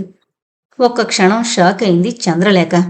వెళ్ళు బెహన్జీ, అల్లా నిన్ను చల్లగా చూస్తాడు, చెప్పాడు వహీద్. రెండు చేతులు జోడించి తన ఇంటివైపుకు నడిచింది చంద్రలేఖ. తలుపు తీయగానే, చంద్రప్రభ, దెయ్యాన్ని చంపేశావా అని అడిగింది. చంపేశాను అని తలుపు వేసి బోల్ట్ పెట్టింది. క్యాండిల్ను ఆర్పేసింది. చీకట్లో అందరూ నిద్రపోయారు, చంద్రలేఖ తప్ప. రైల్వే స్టేషన్లో నుంచి బయటకొచ్చారు సమీర్, భార్గవి. ఇంకా పూర్తిగా తెల్లవారలేదు. అప్పటికే రద్దీ మొదలైంది. చివరి స్టేషన్ కావడంతో ప్రయాణికులంతా దిగారు. చాలా కాలం తర్వాత హైదరాబాదులో అడుగుపెట్టిన భార్గవిలో చెప్పలేని ఎగ్జైట్మెంట్. ఒక అపరిచితుడితో తాను 100 కిలోమీటర్లు ప్రయాణం చేసింది. అది ఒక స్పైతో, సిబిఐ గూఢచారితో. ఈ ప్రయాణం ఎటువైపు తీసుకువెళుతుందో చిన్న గగురుపాటు. అది ఎమోషన్తో కలిగిన గగురుపాటు. తమకు గెస్ట్ హౌస్లో బస ఏర్పాటు చేశారు. ఒక అపరిచిత వ్యక్తితో, అది సిబిఐ ఆఫీసర్తో కలిసి ఒకే ఇంట్లో ఉండబోతోంది. సమీర్ స్టేషన్ బయటకు రాగానే క్యాబ్ బుక్ చేశాడు. క్యాబ్ వచ్చింది. మెట్రో రైలు రాకతో మారిన హైదరాబాద్ సరికొత్త అందాలతో మురిసిపోతున్నట్టు అనిపించింది. భార్గవి కూడా మంచు తెరల్లో హైదరాబాదు సొగసులు చూస్తోంది. భార్గవి గారు, మనం ఫ్రెష్ అప్ అయ్యి వెంటనే యాక్షన్లోకి దిగాలి. డార్క్ ఎవెన్యూకి వెళ్ళాలి అన్నాడు సమీర్. షూర్, కానీ ఒక్క విషయం, నన్ను భార్గవి అనండి చాలు, గారు వద్దు అంది భార్గవి. ఓకే భార్గవి గారు, సారీ భార్గవి అన్నాడు సమీర్. క్యాబ్ గమ్యస్థానానికి చేరుకుంది. కారులో నుంచి దిగారు ఇద్దరు. తమ లగేజీని కిందకు దించాడు. గెస్ట్ హౌస్ సినిమా వాళ్ల ఇల్లులా ఉంది. లోపలికి అడుగు పెట్టారు ఇద్దరు. డార్క్ ఎవెన్యూ పరిసర ప్రాంతాల్లో కలకలం. సిఐ దుర్జన కుమార్ స్పృహలేని పరిస్థితుల్లో ఉన్నాడు. అతని మెడ మీద కూరలాంటి పళ్లను దించిన గుర్తులున్నాయి. సిఐ దుర్జన కుమార్ను ముందుగా చూసింది కానిస్టేబుల్ వహీద్. తమ సిఐ ఎంతకు రాకపోవడంతో సిఐని వెతుకుంటూ వచ్చిన వహీద్కు గాయాలతో నెత్తిటి మడుగులో ఉన్న సిఐ కనిపించాడు. వెంటనే అంబులెన్స్లో ఉన్నతాధికారులకు విషయాన్ని తెలియజేశాడు. ఈ విషయం బయటికి పొక్కడంతో మీడియా అంతా వచ్చింది. కెమెరాలు హుషారుగా ఉన్నాయి. రేటింగ్ పెంచుకోవడానికి ఛానల్స్కు భలే మంచి చౌక బేరం. జనం గుమిగూడారు. Crime scene. పోలీసు ఉన్నతాధికారులు వచ్చారు. పక్కనే వహీద్ స్టిఫ్గా నిలబడున్నాడు. ఓ పక్కన సిఐ దుర్జన్ కుమార్ తీవ్రమైన గాయాలతో పడున్నాడు. అతని ఒంటి మీద గోళ్లతో రక్కిన గుర్తులున్నాయి. మెడ మీద పంటి ఘాట్లున్నాయి. డీసీపీ అవినాష్ వహీద్ వైపు చూసి, ముందు సిఐని చూసింది నువ్వే కదూ అన్నాడు. ఎస్ సార్, స్టిఫ్గా నిలబడి సెల్యూట్ చేసి చెప్పాడు వహీద్. అసలేం జరిగింది? సిఐ దుర్జన్ కుమార్ ఒకరే ఎందుకు ఇక్కడికి వచ్చాడు? డీసీపీ అవినాష్ అడిగాడు. సార్, నిన్న రాత్రి ఆ ఇంట్లో అంటూ డార్క్ ఎవెన్యూ వైపు చూపించి, ఆ ఇంట్లో ఉండే ఒక అమ్మాయి మన స్టేషన్కి వచ్చి కంప్లైంట్ ఇచ్చింది సార్, చెప్పాడు వహీద్. ఏమని? డీటెయిల్డ్గా చెప్పు. తనను దెయ్యం రేప్ చేయాలని వెంట పడుతోందని చెప్పింది సార్. వాట్, దెయ్యమా? అవును సార్, ఆ అమ్మాయికి మెంటల్ బ్యాలెన్స్ లేనట్టుంది. అంతకు ముందు కూడా ఆ అమ్మాయి వాళ్ళ అక్కయ్య వచ్చి మన స్టేషన్లో కంప్లైంట్ ఇచ్చింది సార్. ఆ దెయ్యం తనను రేప్ చేసిందని కూడా చెప్పింది. ఆ అమ్మాయిని పరీక్షించి డాక్టర్ ఆ అమ్మాయికి మతిస్థిమితం లేదని చెప్పడంతో ఆ కేసు క్లోజ్ అయింది సార్. మళ్ళీ నిన్న రాత్రి అలాగే ఇంకో అమ్మాయి వచ్చింది సార్. మన సిఐ సారు ఆ అమ్మాయిని తనే ఇంటి దగ్గర దిగబెట్టి విషయం ఏంటో తెలుసుకుంటానని స్వయంగా బుల్లెట్ మీద అనే పదం నొక్కి చెబుతూ తీసుకువెళ్లారు సార్. ఆ తర్వాత ఎంతకు సిఐ సార్ రాకపోవడంతో అనుమానంతో సార్ను వెతుక్కుంటూ వచ్చేసరికి సిఐ సార్ ఇలా కనిపించారు సార్. దెయ్యం దెయ్యం అంటూ అనడం కూడా వినిపించింది సార్. ఆ అమ్మాయి కూడా దెయ్యం దెయ్యం అని అరుస్తూ లోపలికి పరిగెత్తి బోల్ట్ పెట్టుకుంది సార్. వెంటనే మీకు ఇన్ఫర్మేషన్ ఇచ్చాను సార్, చెప్పాడు. స్క్రీన్ ప్లేను సినిమా డైరెక్టర్కు స్టోరీ రైటర్ చెప్పినట్టు. అప్పటికే అంబులెన్స్ వచ్చింది. ఫోరెన్సిక్ నిపుణులు వచ్చారు. డీసీపీ అవినాష్ క్రైమ్ సీన్ ప్రదేశాన్ని నిశితంగా పరిశీలించాడు. డార్క్ ఎవెన్యూ వైపు చూశాడు. శ్మశానంలో కాలుతోన్న చితిలా ఉంది ఆ ఇల్లు. అటువైపు అడుగులు వేశాడు. మీడియా కూడా అటువైపు పరుగులు పెట్టింది. సరిగ్గా అప్పుడే అక్కడికో క్యాబ్ వచ్చి ఆగింది. అందులో నుంచి సమీర్, భార్గవి దిగారు. అక్కడున్న హడావిడిని చూశారు. అంబులెన్స్లోకి దుర్జన కుమార్ను స్ట్రెచ్చర్ మీద ఎక్కిస్తున్నారు. సమీర్ ముందుకు నడిచాడు. భార్గవి సమీర్ను అనుసరించింది. చాలా కాలం తర్వాత తన స్నేహితురాల్ని ఒక అపరిచితురాలిగా పరిచయం చేసుకోబోతోంది. చూడకూడని పరిస్థితుల్లో చూడబోతోంది. మీడియా, పోలీస్ అధికారులు, జనం డార్క్ అవెన్యూ దగ్గర నిలబడున్నారు. పోలీసులు తలుపు తట్టారు. చాలాసేపటి వరకు తలుపు తెరుచుకోలేదు. సార్, తలుపులు తెరవడం లేదు, ఏం చేద్దాం? డీసీపీ అవినాష్ని అడిగాడు ఒక పోలీస్ అధికారి. సరిగ్గా అప్పుడే మెల్లగా ఒక తలుపు కొద్దిగా తెరుచుకుంది. ఆ తలుపు సందులో నుంచి ఒక తల బయటకొచ్చింది. బయట నిలబడి ఉన్నవారి వైపు భయంగా చూస్తూ, ఎవరు మీరు? మీరెందుకొచ్చారు? ఆ సైతాన్ పంపించాడా? భయంగా కళ్ళు పెద్దవి చేసి అడిగింది చంద్రప్రభ. ముందు మీరు తలుపు తెరవండి, లేదంటే తలుపులు బద్దలు కొట్టాల్సి వస్తుంది. డీసీపీ అవినాష్ తన అధికార దర్పం చూపించాడు. అలా అయితే నేను మా దెయ్యాలతో చెబుతాను, మీతో పచ్చి అని చంద్రప్రభ తలుపు వేయబోయింది. వెంటనే ఇద్దరు పోలీసులు తలుపులు బలంగా నెట్టి లోపలికి అడుగుపెట్టి హడలిపోయారు. లోపల ముగ్గు వేసుంది. పుర్రే, ఎముకలు, నిమ్మకాయలు. 50 దాటిన చంద్రకళ వెంట్రుకలు విరబోసుకునుంది. లోపలికి తోసుకొచ్చిన జనం అక్కడి వాతావరణం చూసి బెదిరిపోయారు. చంద్రప్రభ ఓ మూలకు వెళ్లి నేల మీద ముడుచుకుని కూర్చుంది. చంద్రలేఖ హాల్లోకొచ్చింది. అందరి వైపు చూసింది. డీసీపీ అవినాష్ చంద్రలేఖ వైపు చూసి, తర్వాత వహీద్ వైపు చూసి, వీళ్లలో రాత్రి స్టేషన్కొచ్చి కంప్లైంట్ ఇచ్చిందెవరు అని అడిగాడు. వహీద్ చంద్రలేఖ వైపు చేతిని చూపించాడు. డీసీపీ చంద్రలేఖ వంక చూసి, నువ్వు రాత్రి స్టేషన్కొచ్చావా అని అడిగాడు. వచ్చాను అన్నట్టు తల ఊపింది చంద్రలేఖ. ఎందుకు? కళ్ళు పెద్దవి చేసి భయంగా తన కళ్ళను గుండ్రంగా తిప్పుతూ, నన్ను ఓ బ్యాడ్ దయ్యం రేప్ చేస్తానని బెదిరించింది. డీసీపీ షాకింగ్గా ఆమె వైపు చూసి, దెయ్యం ఫోన్లో బెదిరించిందా? ఎప్పుడు? ఆమె మానసిక స్థితిని అంచనా వేస్తూ అడిగాడు. నిన్న, మొన్న, అంతకు మొన్న అంది. నీ ఫోన్ ఇవ్వు. ఏ నెంబర్ నుంచి బెదిరించింది? దెయ్యం నెంబర్ నుంచే బెదిరించింది. దెయ్యం నెంబర్ నుంచా? చంద్రలేఖ ఫోన్ లాక్కున్నాడు. అది లాక్ అయ్యింది, ఫింగర్ లాక్. లాక్ ఓపెన్ చేయి అన్నాడు. అది నేను చేస్తే ఓపెన్ అవ్వదు, దెయ్యమే ఓపెన్ చేయాలి. దెయ్యం ఫింగర్తోనే ఓపెన్ అవుతుంది చెప్పింది. అవినాష్ అందరి చేతి వేళ్లను స్మార్ట్ ఫోన్ మీద పెట్టి చూశాడు. ఒకవేళ నెంబర్తో లాక్ అయి ఉండొచ్చు సార్ అన్నాడు ఒక పోలీస్. నీతో వచ్చిన సీఐని ఏం చేశావు అడిగాడు డీసీపీ. నేనేం చేయలేదు పాపం సీఐ. ఆ దెయ్యం నన్ను రేప్ చేయబోతుంటే వద్దన్నాడు. దెయ్యానికి కోపం వచ్చింది. నాకు భయం వేసి పారిపోయి ఇంటికొచ్చాను. మరి దెయ్యం ఏం చేసిందో భయంగా అంది. డీసీపీకి బుర్ర తిరిగిపోయింది. మీడియా తన పని తాను చేసుకుపోతుంది. తమ ఛానల్ రేటింగ్కు కెమెరా ఎక్కడ పెట్టాలో, వేటిని షూట్ చేయాలో చేస్తూనే ఉంది. ముగ్గురిని క్లోజప్లో షూట్ చేస్తున్నారు. గట్టిగా అరిచింది చంద్రకళ. మీరంతా వెళ్ళిపోండి, దెయ్యాలు మిమ్మల్ని కొడతాయి, వెళ్ళిపోండి అని అరుస్తూ ఉంది. సార్, ఈ ఇంట్లో ఉన్న వాళ్ళ మానసిక పరిస్థితి సరిగ్గా లేదని ప్రభుత్వ డాక్టర్ సర్టిఫికెట్ ఇచ్చాడు, వహీద్ చెప్పాడు. మరైతే మన సీఐను అంతలా గాయపరిచిందెవరు? డీసీపీ అన్నాడు. ఆ విషయం సిఎస్ఆర్కు స్పృహస్తే తెలుస్తుంది సార్. ఎక్కడే వీళ్లను ఇంకా ఇంట్రాగేట్ చేస్తే వీళ్లకు పిచ్చి ముదురుతుంది. మీడియా వాళ్ళు కూడా ఉన్నారు, లోగొంతుకుతో చెప్పాడు వహీద్. అది నిజమే అనిపించింది డీసీపీకి. అప్పటికే మీడియా వాళ్ళు మైకులను ముగ్గురి నోట్లో కుక్కుతున్నారు. కానీ వాళ్ళ అరుపులకు భయపడిపోయారు. ఆ అరుపులను కూడా రికార్డు చేస్తున్నారు. వాళ్లకు ఏమీ తీసిపోనట్టు అందర్నీ బయటకు నెట్టి తలుపులు వేసుకున్నారు వాళ్ళు.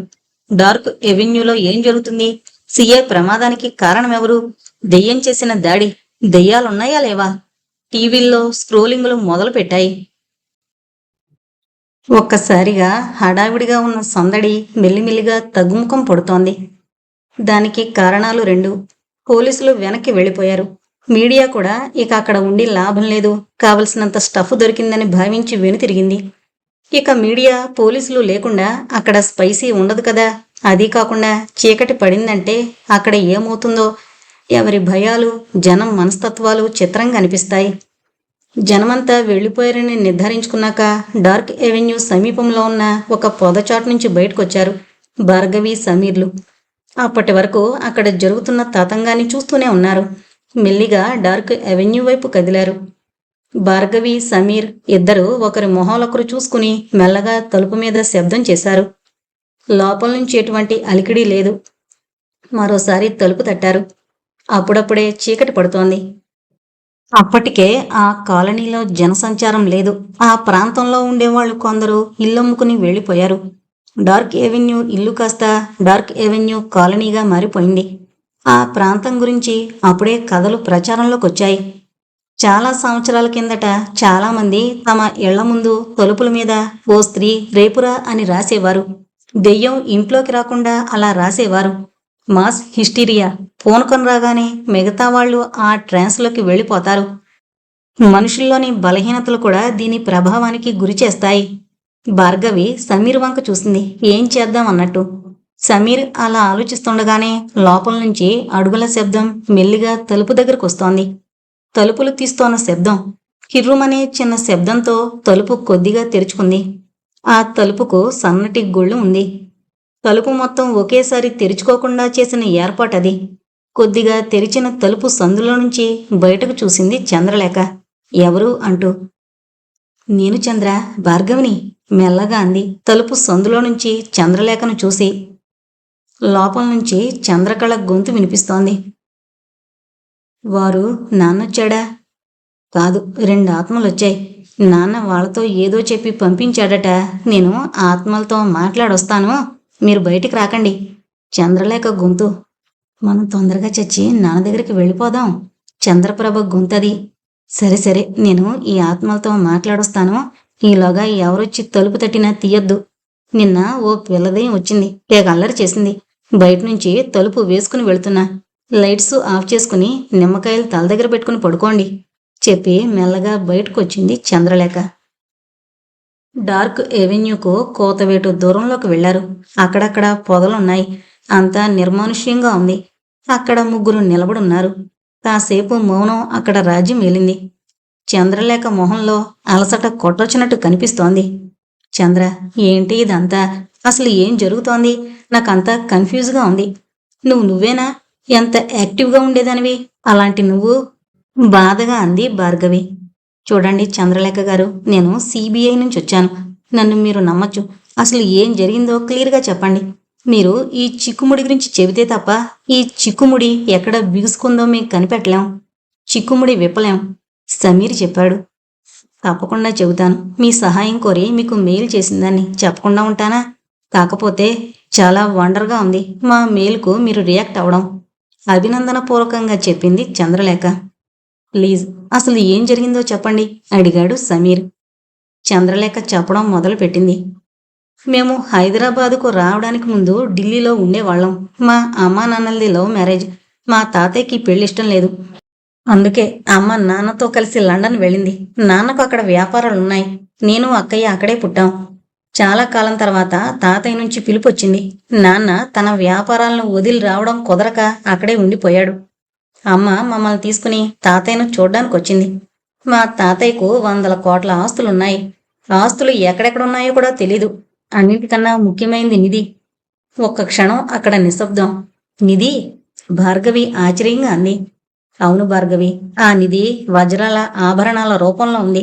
వాటిని విలువ కట్టడం ఎవరి వల్ల కాదు అని తాతయ్య అమ్మతో చెబుతుండగా విన్నాను.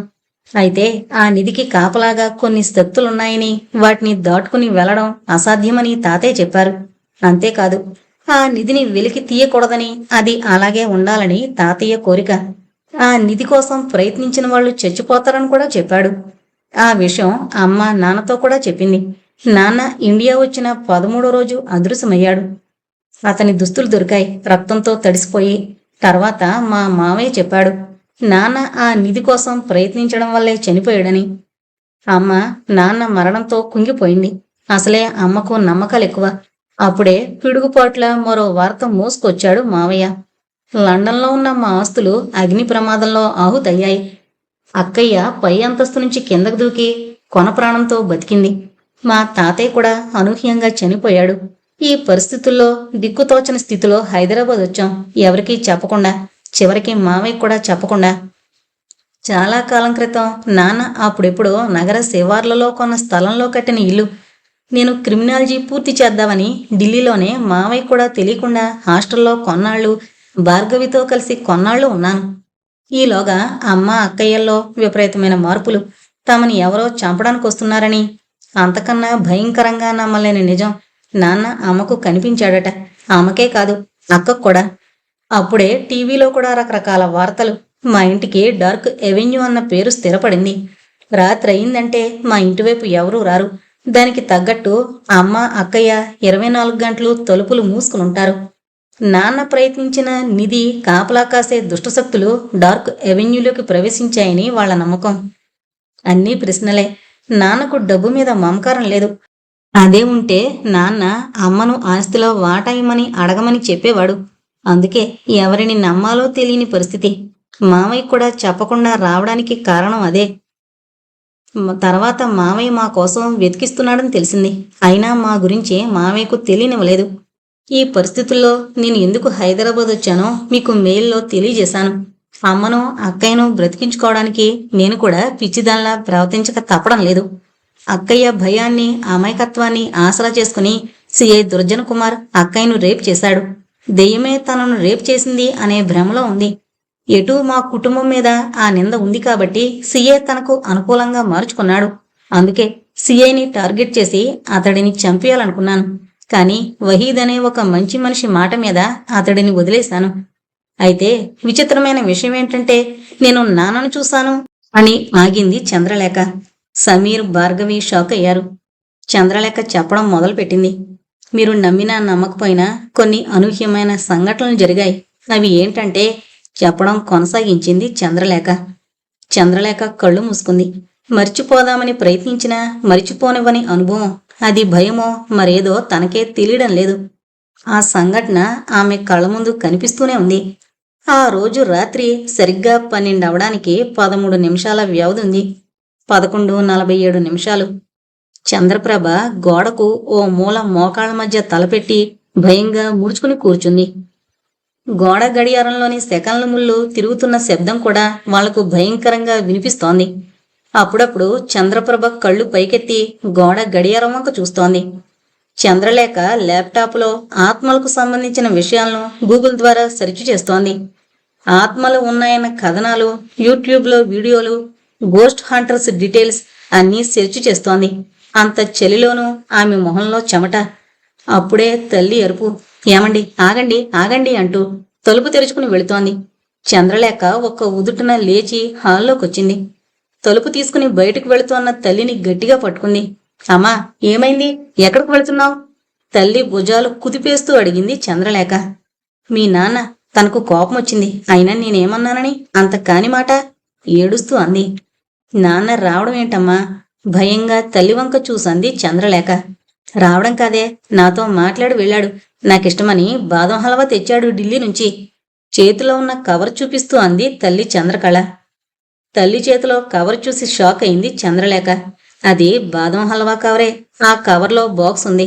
ఓపెన్ చేస్తే బాదం హల్వా ఉంది. వెంటనే బయటకు పరిగెత్తింది. అప్పుడే మూల మలుపును క్రాస్ చేస్తూ ఒక వ్యక్తి వడివడిగా వెళుతున్నాడు. ఆ నడక అచ్చంగా తన తండ్రి నడకలాగానే ఉంది.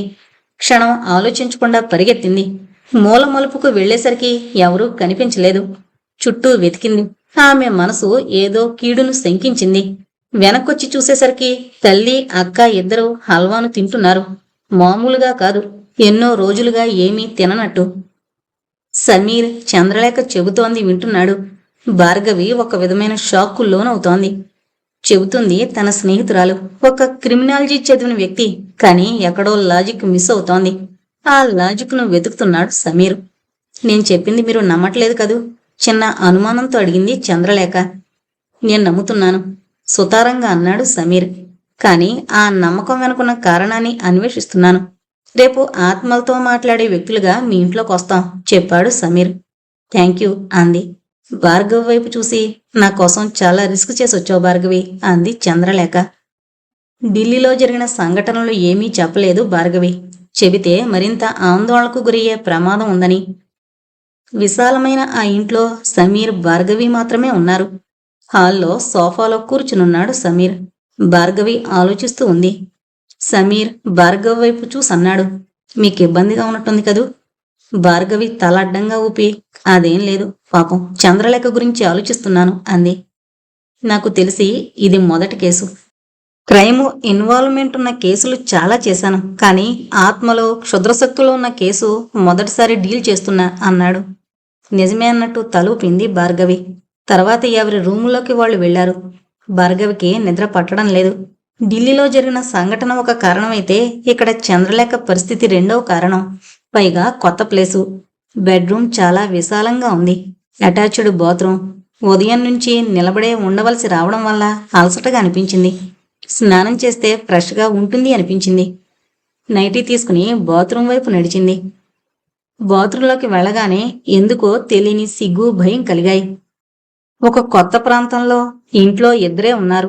అది ఒక పురుషుడున్న ఇంట్లో తాను స్నానం చేస్తోంది. అతని కళ్ళు తనని వెంటాడుతున్నాయన్న ఫీలింగ్. అనుకోకుండా ఆమె బొగ్గలు ఎరుపెక్కాయి. మరో కారణం భయం. ఆ భయం ఎందుకో అర్థం కావడం లేదు. ఎవరో తనను వెంటాడుతున్నారన్న ఫీలింగ్. బాత్రూంలోకి వెళ్లి తలుపులు వేసుకుంది. బోల్ట్ 1-2 సార్లు చెక్ చేసుకుంది. తలుపు వేసే ముందు ఒకసారి తల బయటకు పెట్టి చూసింది. బాత్రూమ్ తలుపు వేసి బోల్ట్ పెట్టి అద్దం ముందు నిలబడి డ్రెస్సు విప్పబోతూ ఆగింది. ఒక క్షణం ఉలిక్కి పడింది. తన వెనక ఎవరో నిలబడున్నట్టు అనిపించింది. వెనక్కి తిరిగి చూసింది. ఎవరూ లేరు. బట్టలు తీసి స్టాండ్ మీద వేసి షవర్ ఆన్ చేసింది. షవర్ ధార తల మీదుగా ఆమె శరీరం నుంచి జారుతోంది. కళ్ళ మీద పడ్డ షవర్ ధార తుడుచుకుంటూ తల తిప్పి కెవ్వున కేక వేసింది. బాత్రూంకున్న గ్లాసు నుంచి నీడ. ఎవరో తనని చూస్తున్నట్టు. వెంటనే స్టాండ్ మీద ఉన్న నైటీ తీసుకుని తలుపు తీసి బయటకొచ్చి అనుమానంగా హాల్లోకి తొంగి చూసింది. సమీర్ పేపర్ చదువుకుంటున్నాడు. తను వెళ్లేటప్పుడు ఎలా ఉన్నాడో అలాగే కూర్చునున్నాడు. ఒక క్షణం అతన్ని అనుమానించినందుకు గిల్టీగా ఫీల్ అయింది. భార్గవి అడుగుల శబ్దం విని తలెత్తి భార్గవి వైపు చూశాడు. తుడుచుకోకుండానే రావడం వల్ల నైటీ దాదాపు తడిచింది. ఆమె కంగారుగా బయటకొచ్చిందని అర్థమైంది. Any problem? అడిగాడు సమీర్. నథింగ్, ఏమీ లేదు చెప్పి తన గదిలోకి వెళ్ళింది. తన వంక చూడకుండా ముందు తన సమస్యను అడగడం, తను కంగారు పడుతున్న విషయం తెలిసి తనకు ధైర్యం చెప్పే ప్రయత్నం అద్భుతంగా అనిపించింది. ఇలాంటి వ్యక్తిన తను అనుమానించింది అనుకుంది.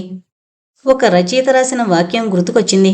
మీతో నగ్నంగా ఒక రాత్రంతా ఉన్నా నాకిష్టం లేకుండా నా వైపు కూడా చూడరు. కనీసం మనసుతో కూడా నన్ను తాకే ప్రయత్నం చేయరు. హీరోయిన్ హీరోతో అన్న మాటలు. ఎస్, సమీర్ అలాంటి వ్యక్తే. City hospital. మెల్లగా కళ్ళు తెరిచాడు దుర్జన్ కుమార్. ఒళ్లంతా నొప్పులు. చేతులు కదల్చబోయాడు. అప్పుడు అర్థమైంది తన చేతులకు బ్యాండేజ్ వేసుందని. తలంతా బరువుగా ఉంది. తను హాస్పిటల్కొచ్చి ఎన్ని రోజులైందో తనకు మెల్లమెల్లగా జ్ఞాపకం వస్తోంది. తను చంద్రలేఖను తీసుకువెళ్లడం నుంచి తన మీద దాడి చేసింది చంద్రలేఖేనా? అతనిలో కన్ఫ్యూజన్. ఏదీ సరిగ్గా గుర్తుకు రావడం లేదు. అప్పుడే అడుగుల శబ్దం. తలెత్తి చూస్తే వహీద్. నువ్వా వహీద్? అసలు నాకేమైంది? అడిగాడు వహీద్ను సిఏ దుర్జన్ కుమార్. మిమ్మల్ని సైతాన్ చంపబోయింది. కళ్ళు పెద్దవి చేసి చెప్పాడు వహీద్. సిఏ దుర్జన్ కుమార్ ఒక్క క్షణం వహీద్ వంక కోపంగా చూశాడు. ఆ రోజు రాత్రి తాను దెయ్యం వంతు చూస్తానని బయలుదేరాడు. చంద్రలేఖను రేప్ చేయాలనుకున్నాడు. అప్పుడే ఏదో జరిగింది. కానీ ఆ జరిగిందేంటో అతనికి ఎంత గుర్తు చేసుకుందామని ప్రయత్నించినా గుర్తుకు రావడం లేదు. ఇప్పుడు వహీద్ తనను ఆట పట్టిస్తున్నాడా? వహీద్ వంక చూశాడు. చాలా క్యాజువల్గా ఉన్నాడు. నిజం సార్, మీరు ఎంతకీ రాకపోయేసరికి నేను మిమ్మల్ని వెతుక్కుంటూ వచ్చాను. వచ్చేసరికి మీరు స్పృహ తప్పి పడున్నారు. వెంటనే డీసీపీ సార్కి ఫోన్ చేశాను. మిమ్మల్ని హాస్పిటల్కు తీసుకొచ్చారు చెప్పాడు వహీద్.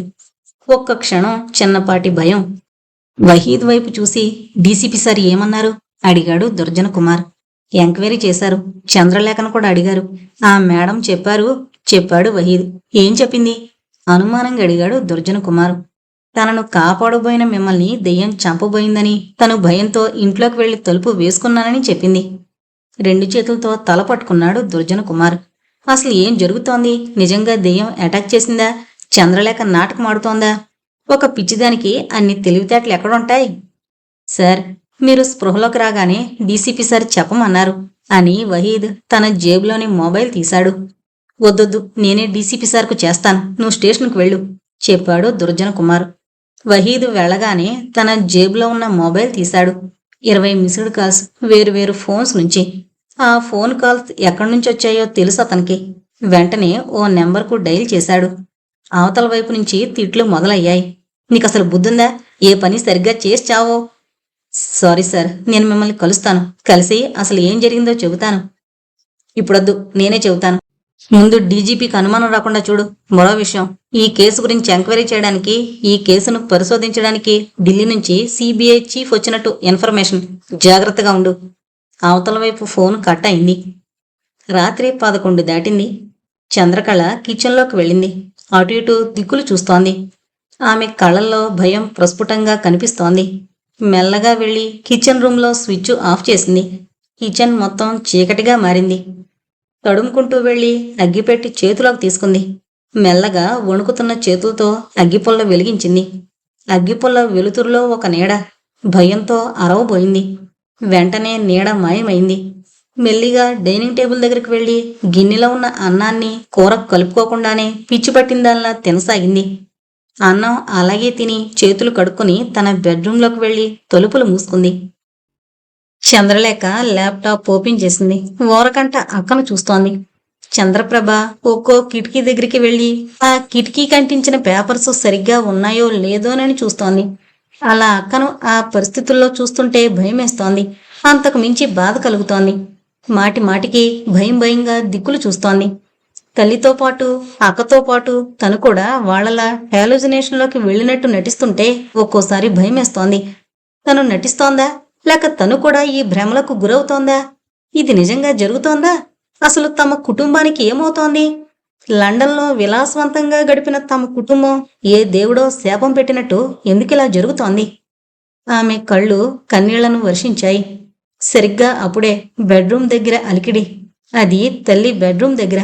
చాలా రోజులుగా తల్లి తన బెడ్రూంలో పడుకోవడం లేదు. ముగ్గురు హాల్లోనే పడుకుంటున్నారు. దిగ్గున లేచింది తల్లి. బెడ్రూమ్ వైపు పరిగెత్తింది. అప్పుడే తల్లి బెడ్రూమ్ తలుపులు తెరుచుకున్నాయి. తల్లి గది దగ్గరికి వెళ్లడం, తల్లి తన బెడ్రూమ్ తలుపులు తెరవడం ఒకేసారి జరిగాయి. మెల్లగా తలుపులు తెరుచుకున్నాయి. తల్లి బయటకొచ్చింది సిగ్గుపడుతూ. పిచ్చిదాల్లా అరవబోయి బలవంతంగా గొంతులోని కేకను గొంతులోనే అదింపెట్టింది. ఎదురుగా తల్లి నాన్న చనిపోయాక తీసేసిన కుంకుమ బొట్టు పెట్టుకుని, ఆ బొట్టు చెదురుండి ఎప్పుడూ లేంది తలలో మల్లెపూలు. కొన్ని పూలు బెడ్రూంలో పడున్నాయి, మంచం మీద పడున్నాయి. తల్లి మొహంలో అలసట, సిగ్గు. ఒళ్ళు గగురు పొడిచింది తల్లిని ఆ స్థితిలో చూసి. అమ్మా, ఏంటది? పిచ్చి పట్టిందల్లా తల్లి భుజాలు కుదిపేస్తూ అడిగింది. మెల్లిగా సిగ్గుపడుతూ చెప్పింది, మీ నాన్నొచ్చి వెళ్లారు. తన నెత్తిమీద పిడుగుపడ్డట్టు బెదిరిపోయింది. ఆ కోపంలో, ఆ భయంలో, ఆ ఇరిటేషన్లో తల్లివైపు కోపంగా చూసి, నీకసలు బుద్ధుందా? తెలుగుండే మాట్లాడుతున్నావా? నాన్న రావడం ఏమిటి? అంది. తల్లి మొహంలో కోపం, బాధ. అంటే నేను అడగడానికి మనస్కరించక ఆగిపోయింది. మీ నాన్నే వచ్చాడు. నా కోసం పువ్వులు తెచ్చాడు. నీకిష్టమైన పాలకోవ తెచ్చాడు. అక్కకు లడ్డూ తెచ్చాడు. రారా అంటూ కూతుర్ని తన గదిలోకి లాక్కుపోయింది. లోపల తల్లి చెప్పిన స్వీట్ ప్యాకెట్స్ లేవు. పొరపాటున కూడా తీసుకెళ్లట్టున్నాడు అంది తల్లి. ఆ గదిలో పెర్ఫ్యూమ్. ఆ పెర్ఫ్యూమ్ స్మెల్ తనకు బాగా గుర్తు. అది తండ్రి వాడే పెర్ఫ్యూమ్. తల్లి జడలో పువ్వులు. తమింట్లో పువ్వులు లేవు. బయటకు వెళ్లి తెచ్చే అవకాశమే లేదు. అంటే నిజంగా నాన్నొచ్చాడా? వస్తే ఎక్కడా? నాన్న ఎలా వచ్చాడు? అడిగింది చంద్రలేఖ. ఎలా ఏంటి? పెరట్లో నుంచి వచ్చాడు. పెరట్లో నుంచి కూడా దారుంది. వెంటనే చంద్రలేఖ పెరటి వైపు పొరుగు పెట్టింది. పెరటి తలుపులు తెరిచే ఉన్నాయి. పెరట్లో అడుగుల గుర్తులు. అవి చెప్పుల గుర్తులు. నన్ను నమ్మవే, మీ నాన్నే వచ్చాడు. మనల్ని తనతో పాటు తీసుకువెళ్తాడట. ముందు నన్ను, తర్వాత మీ ఇద్దరిని. తల్లి చెబుతుంటే ఒళ్ళు గగురు పొడిచింది. ఆ రాత్రంతా చంద్రలేఖ నిద్రపోలేదు. తల్లి నిద్రపోనివ్వలేదు. తండ్రి ఎలా వచ్చాడు, ఏం చెప్పాడు అన్నీ వివరంగా చెబుతుంటే భయం వేసింది. తాను కూడా ఆ ట్రాన్స్లో పడిపోతుందా? ఎలా నమ్మాలి? ఏం నమ్మాలి? తండ్రి వాడే పెర్ఫ్యూమ్. తనకు ఆ స్మెల్ చాలా గుర్తు. కేవలం కొన్ని చోట్ల మాత్రమే దొరికే పెర్ఫ్యూమ్. ఆ రాత్రంతా కలత నిద్ర అయింది చంద్రలేఖకు. ఇంకా పూర్తిగా తెల్లవారకముందే తలుపు ఎవరో తడుతోన్న శబ్దం. రాత్రి ఫ్యూజు తీసేయడం వల్ల కాలింగ్ బెల్ శబ్దం వినిపించలేదు. తలుపుల మీద శబ్దం విని తల్లి తన గదిలో నుంచి పరిగెత్తుకొచ్చింది. మీ నాన్నే వచ్చుంటారు అంటూ. చంద్రప్రభ తలుపు వంక భయంగా చూస్తోంది. చంద్రలేఖకు వచ్చింది ఎవరో తెలుసు. మెల్లిగా తల్లి దగ్గరికి వెళ్ళి గుసగుసగా, నాన్నతో మాట్లాడడానికి ఇద్దరొచ్చారు. వాళ్ళు ఆత్మలతో కూడా మాట్లాడతారు. నేనే రమ్మన్నాను. మన ఇంట్లో ఉన్న దెయ్యాలను పంపించేస్తారు చెప్పింది. అవునా? వాళ్ళకెలా తెలుసు? వాళ్ళను నువ్వెప్పుడు కలిశావు? అనుమానంగా కూతురు వంక చూస్తూ అడిగింది తల్లి. రాత్రి నువ్వు నాన్న వచ్చి వెళ్ళాడని చెప్పాక నేను పూజ బోర్డు దగ్గర నాకు తెలిసిన ఆత్మల ఫ్రెండ్స్తో మాట్లాడాను. వాళ్ళు ఆత్మలతో మాట్లాడే వాళ్ళను పంపిస్తామని చెప్పారు. తల్లికి చెప్పింది చంద్రలేఖ వెళ్లి తలుపు తీస్తూ. సమీర్, భార్గవి లోపలికొచ్చారు. వాళ్ల వేషధారణ పూర్తిగా మారిపోయింది. 60 సంవత్సరాల వ్యక్తిలా మారిపోయాడు సమీర్. తెల్లటి జుట్టు, సూటు, కళ్ళజోడు. భార్గవి కూడా 50 ఏళ్లావిళ్లా మారిపోయింది. నలుపు రంగు చీర, జాకెట్టు, మెడలో విచిత్రమైన పెద్ద పెద్ద పూసల దండ. వాళ్ళు లోపలికొస్తూనే చంద్రప్రభ, చంద్ర కళలను గమనించారు. వాళ్ళు తమ వైపు అనుమానంగా చూడడం కూడా గమనించారు. సమీర్ ఇంటి పైకప్పు వైపు చూస్తూ తన చేతిలో ఉన్న స్టిక్ను గాలిలో ఆడించి చంద్రలేఖ వైపు చూసి చూపుడు వేలు నోటి మీద వేసుకుని, మిస్టర్ రాజేంద్రనాథ్ గోడ మీద నిద్రపోతున్నారు, డిస్టర్బ్ చేయకండి. ఇంతకు మిస్టర్ రాజేంద్రనాథ్ ఎవరు అని అడిగాడు. ఎప్పుడైతే తన భర్త గురించి సమీర్ ప్రస్తావించాడో ఆమెకు తమ ఇంటికి వచ్చిన వాళ్ల మీద నమ్మకం కుదిరింది. అందుకే ఉత్సాహంగా ముందుకొచ్చి, మా వారు, వీళ్ల నాన్నగారు, నేను చెబితే వీళ్ళు నమ్మడం లేదు అంది సమీర్తో. నా కళ్ళకు స్పష్టంగా కనిపిస్తున్నారు, కానీ తనకు నేను కనిపించడం లేదు. నేను చెప్పినట్టు చేయండి, మీ అందరికీ కనిపిస్తాడు సమీర్ చెప్పాడు. చంద్రకళ అలాగే అన్నట్టు తలూపింది. ముందు మా పూజకు కావలసిన ఏర్పాట్లు చూడండి. మీరంతా వెళ్ళి ఒక గదిలో కూర్చుని తలుపులు వేసుకోండి. నేను పిలిచే వరకు ఎవరూ బయటికి రాకూడదు చెప్పాడు సమీర్. అందరూ ఒక గదిలోకి వెళ్లారు. గడి బయట నుంచి గుళ్ళెం పెట్టాడు సమీర్. ఆ ముగ్గురిని లోపల పెట్టి గుళ్ళెం పెట్టగానే రంగంలోకి దిగింది భార్గవి. తమ చేతిలో ఉన్న బ్యాగు ఓపెన్ చేసింది. అందులో ఉన్న అతి శక్తివంతమైన కెమెరాలను ఆ ఇంట్లో అన్ని మూలలకు బిగించడం మొదలుపెట్టింది. సమీర్ తన చేతిలో ఉన్న mini tape recorder button on చేశాడు. అందులో నుంచి మంత్రాలు గట్టిగా లోపల గదిలో ఉన్న వాళ్లకు భీకరంగా వినిపిస్తున్నాయి. అవి సమీర్, భార్గవి గొంతులతో రికార్డు చేయబడ్డాయి. తాము క్షుద్రపూజ చేస్తున్నట్టు వాళ్లను నమ్మించడమే వాళ్ల ఉద్దేశం. స్పీకర్లు కూడా అమర్చారు. ఆ ఇంట్లో ఏ మూల ఏం జరిగినా స్పష్టంగా చీకట్లో కూడా రికార్డు చేసే శక్తివంతమైన కెమెరాలవి. క్రితం రోజు రాత్రే భార్గవికి తాము చేయబోయే ఆపరేషన్ గురించి పూర్తిగా చెప్పాడు. సరిగ్గా 45 నిమిషాల తర్వాత వాళ్లున్న గది తలుపులు తెరిచారు. ఆ ఇంట్లో పసుపు నలుమూలలా చల్లారు. గది మధ్యలో ముగ్గేశారు. చంద్రకళ సమీర్ వంక చూసి, నేను మా వారితో మాట్లాడొచ్చా? మా పిల్లలకు వాళ్ల నాన్న కనిపిస్తారా ఆదుర్దాగా అడిగింది. కనిపిస్తారు, కానీ మీరు కొద్దిగా ఓపిక పట్టాలి. మీ వారు వచ్చాక వెంటనే మా గురించి చెప్పకూడదు చెప్పాడు సమీర్. ఎందుకు? అనుమానంగా ప్రశ్నించింది చంద్రకళ. మేము తనకు పరిచయం లేము కదా, భయంతో వెళ్ళిపోవచ్చు చెప్పాడు సమీర్. కొద్దిగా కన్విన్స్ అయినట్టు మొహం పెట్టి సరే అన్నట్టు తలూపింది. ఇప్పుడు మీరు వెళ్లిన గదిలో కూడా పూజ చెయ్యాలి అని చెప్పి ఆ గదిలోకి వెళ్లి తలుపులు వేసుకుని అక్కడ కూడా సీక్రెట్ కెమెరాలు ఫిక్స్ చేశారు. సిఏ దుర్జన కుమార్ బెడ్ కిందున్న మొబైల్ ఫోన్ తీశాడు. అది నిన్న రాత్రి ఒక వార్డు బాయ్ చేత సీక్రెట్ గా వచ్చిన ఫోన్. అది స్మార్ట్ ఫోన్ కాదు. దాన్ని ట్రాక్ చేయడం కూడా కష్టం. అది కొత్త నెంబర్. డీసీపీ అవినాష్ తన మీద నిఘా పెట్టాడన్న అనుమానం సిఏ దుర్జన కుమార్కు వచ్చింది. కానిస్టేబుల్ వహీద్ తనను అంటిపెట్టుకునే ఉంటున్నాడు. సరిగ్గా తనకొచ్చిన అనుమానమే మరో వ్యక్తికి వచ్చింది. అతనే ఈ కథకు కీలకమైన వ్యక్తి. నిన్న రాత్రి తాను నిద్రపోతుండగా వార్డు బాయ్ ఇచ్చాడు. తన చేతికి కట్టు కట్టాలని చెప్పాడు. వహీదు ముందొచ్చి వార్డు బాయ్ వంక చూసి వార్డు బాయ్ కట్టు కట్టాడని బ్యాండేజీ తీయడం చూసి బయటకు వెళ్లి కూర్చున్నాడు. వార్డు బాయ్ బ్యాండేజ్ కట్టుకట్టి సిఏ దుర్జన కుమార్ వంక చూసి, రాత్రి అందరూ పడుకున్నాక బ్యాండేజ్ విప్పి మొబైల్ తీసుకో అని చెప్పాడు. అప్పుడు గమనించాడు మొబైల్ ఫోను పెట్టి పైనుంచి బ్యాండేజీ కట్టు కట్టారని. తర్వాత బెడ్ సర్ది బెడ్ షీట్స్ మారుస్తారు. అప్పుడు అనుమానం రాకుండా ఉండడానికి ఇలా చేశారని అర్థమైంది. ఒక్క క్షణం ఒళ్ళు జల్దరించింది. అవతల వ్యక్తి క్రిమినల్ మైండ్ చూసి ఒక పోలీస్ ఆఫీసర్నే షాక్ కు గురి చేశాడు. మామూలు సాదాసీదా మొబైల్, కొత్త సిమ్ము యాక్టివేట్ అయింది. సైలెంట్ మోడ్లో ఉంది. సరిగ్గా అర్ధరాత్రి 12 గంటలకు వాష్రూంలోకి వెళ్ళాడు. తనకు వచ్చిన ఇన్ఫర్మేషన్ ప్రకారం సరిగ్గా 12 గంటలకు మొబైల్ రింగ్ అయింది.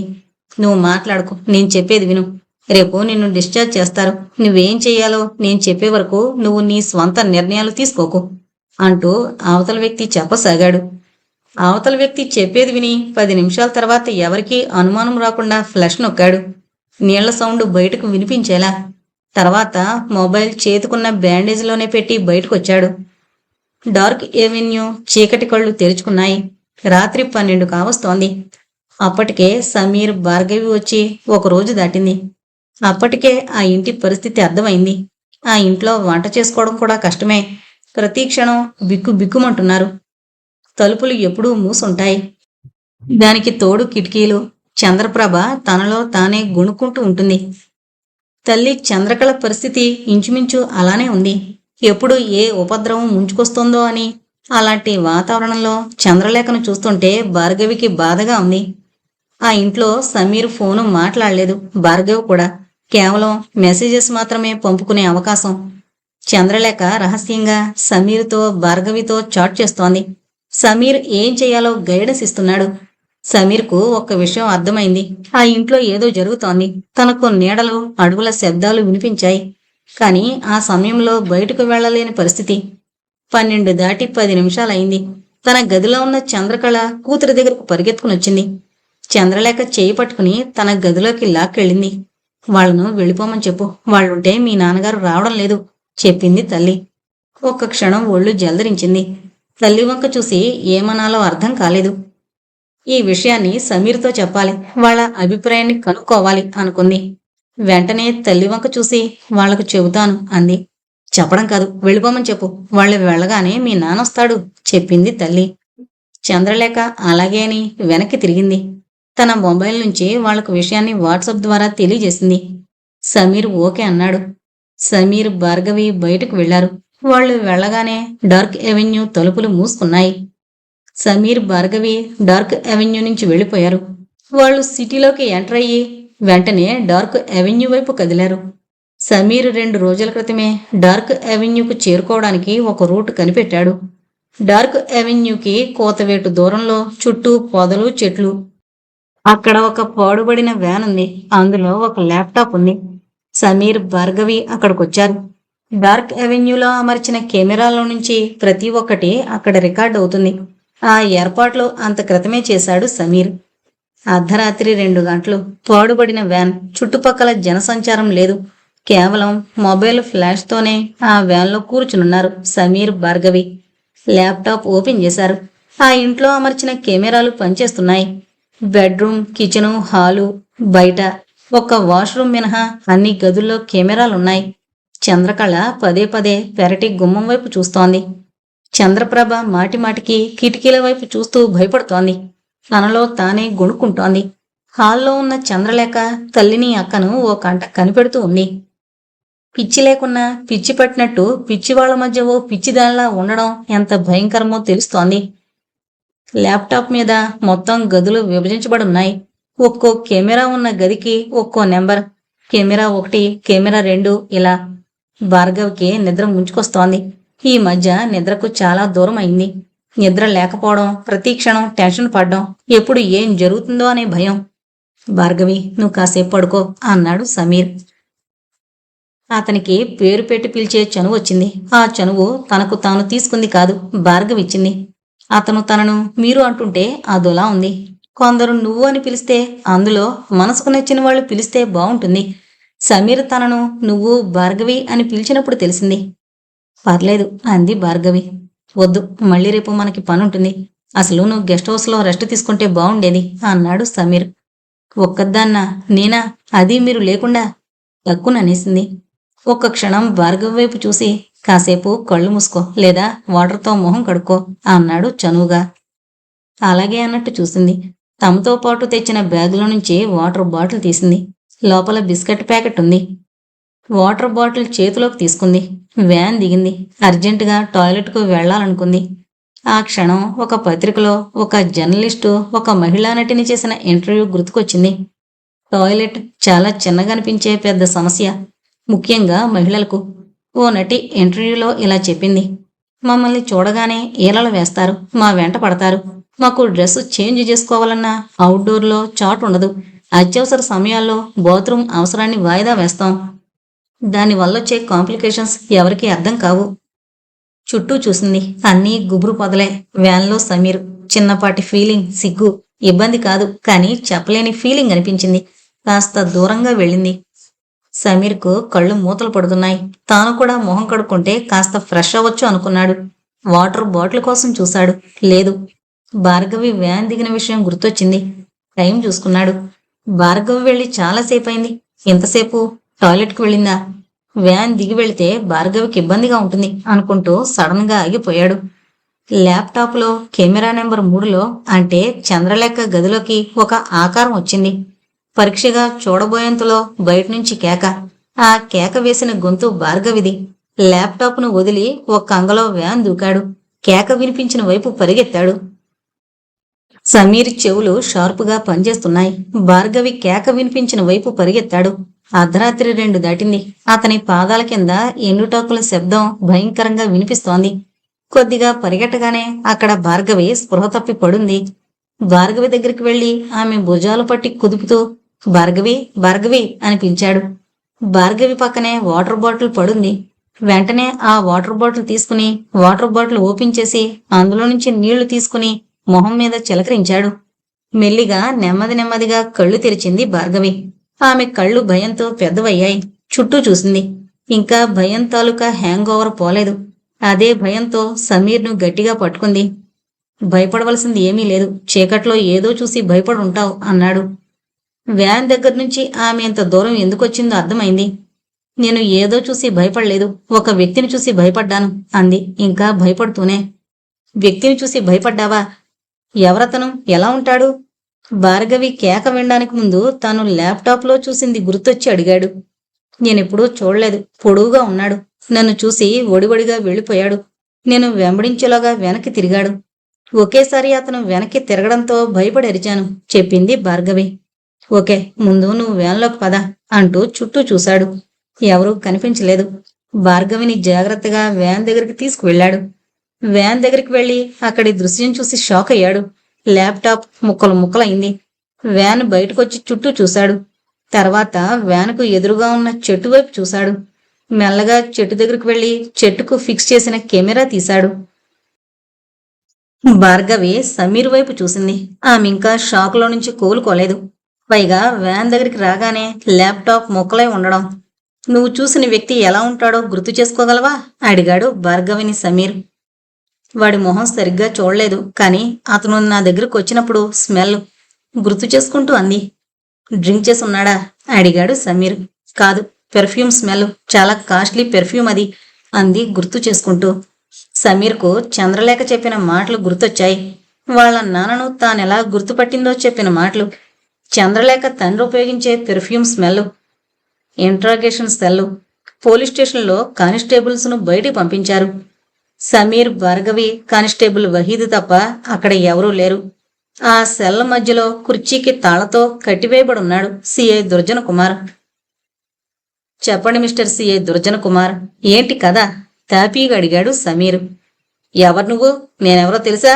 ఈ స్టేషన్కు సిఐని. నా స్టేషన్లో నన్నే బంధించి బెదిరిస్తావా అని వహీద్ వైపు తిరిగి, రే మెంటల్, నువ్వేం చేస్తున్నావో తెలుసా? నేను నీ బాస్ను. ముందు కట్లు విప్పి వాణ్ణి లోపల వేశాయి.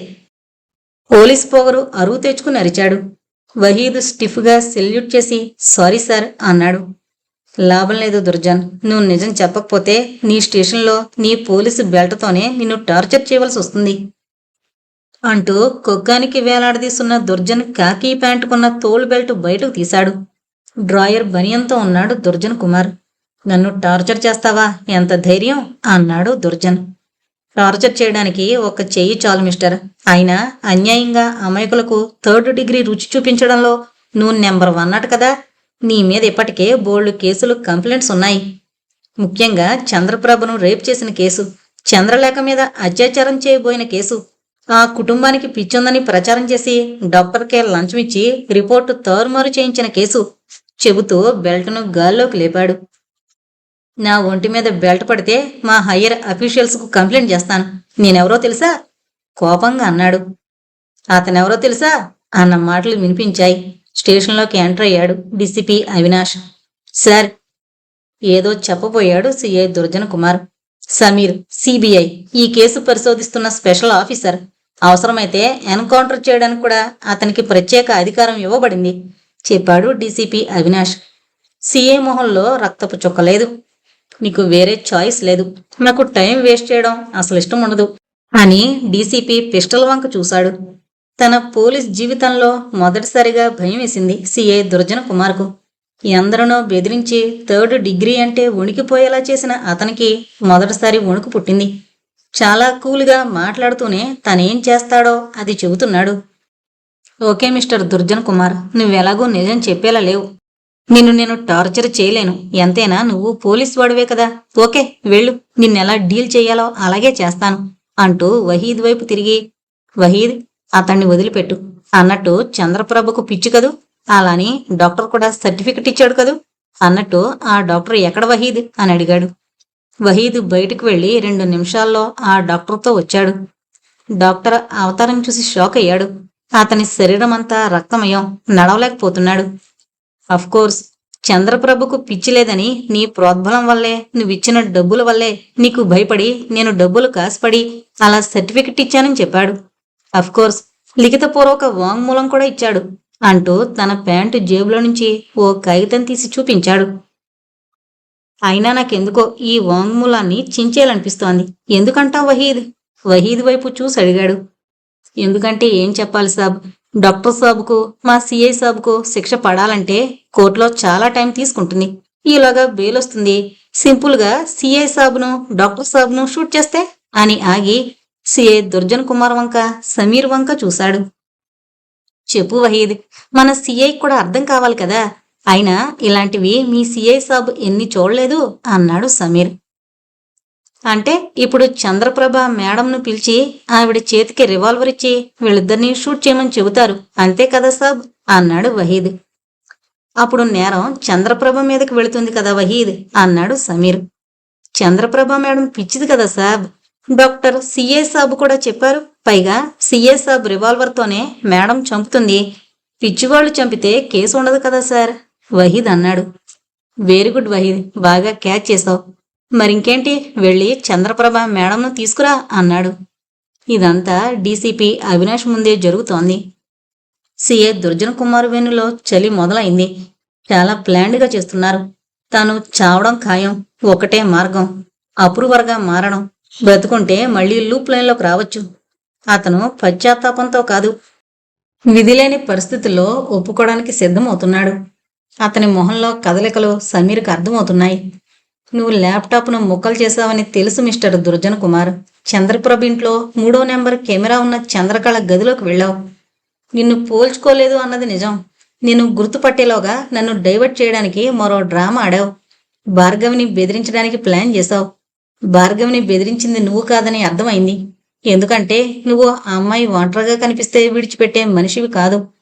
నేను భార్గవిని వెతికి తీసుకొచ్చేలాగా వ్యాన్ దగ్గరకు వచ్చి ల్యాప్టాప్ను ధ్వంసం చేశావు. కానీ ఆ వ్యానుకి ఎదురుగా చెట్టుకొక సీక్రెట్ కెమెరా ఉందన్న విషయం నీకు తెలీదు. ఆ కెమెరాలో నీ ఫేసు క్లియర్గా ఉంది. ఇప్పుడు చెప్పు, నిజం చెబుతావా అన్నాడు సమీర్. నిజం చెబుతాను. ఇంకా ఆలోచించి ప్రయోజనం లేదని అర్థమై అన్నాడు. వెరీ గుడ్, చెప్పు అని అవినాష్కు సైగ చేశాడు.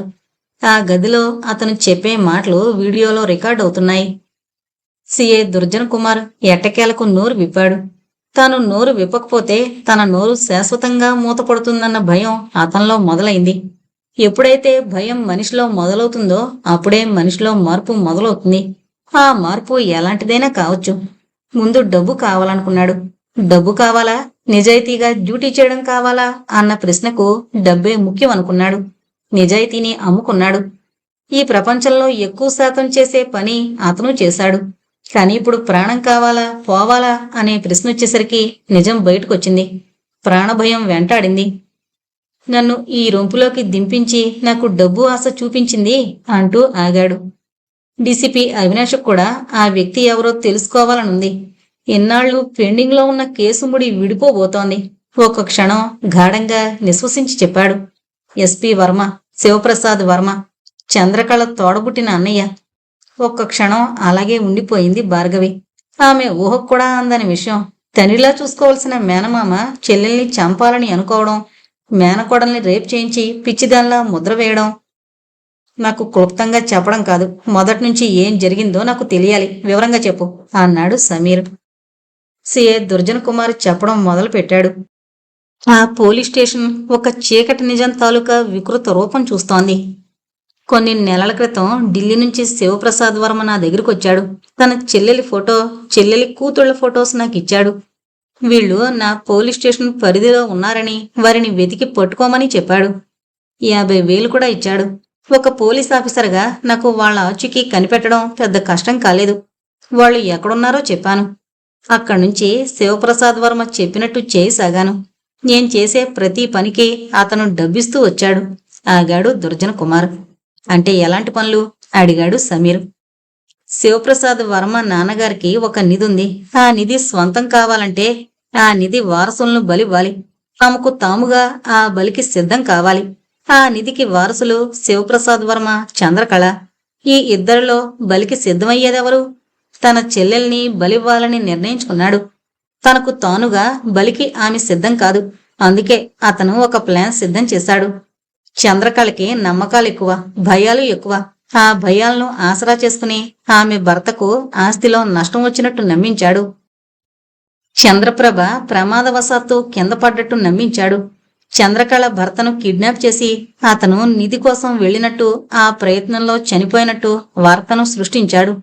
ఆ భయంతో ఎవరికీ చెప్పకుండా చంద్రకళ కుటుంబం ఇక్కడికొచ్చింది. ఆమెలో భయాన్ని పెంచడానికి, ఆ కుటుంబం పిచ్చిది అని నమ్మించడానికి పావులు కదిపాడు. అతనికి నేను సహకరించాను. చంద్రప్రభ మీద అత్యాచారం చేయమని చెప్పింది అతనే. నాకున్న వీక్నెస్ వల్ల నేను ఒప్పుకున్నాను. తర్వాత ఆ డాక్టర్కి 5 లక్షలిచ్చి చంద్రప్రభ పిచ్చిదని సర్టిఫికెట్ ఇప్పించాడు ఆగాడు దుర్జన్ కుమార్. కేవలం డబ్బు కోసం, కొన్ని నిమిషాల సుఖం కోసం ఒక కుటుంబాన్ని నాశనం చేయడానికి సిద్ధపడ్డావు. నీకు ఒక కుటుంబం ఉందన్న విషయం మరిచిపోయావు కోపంగా అన్నాడు సమీర్. దుర్జన్ కుమార్ తలదించుకున్నాడు. పశ్చాత్తాపంతో కాదు, భయంతో. మరి చంద్రకళ భర్త రాజేంద్రనాథ్ని ఏం చేశారు?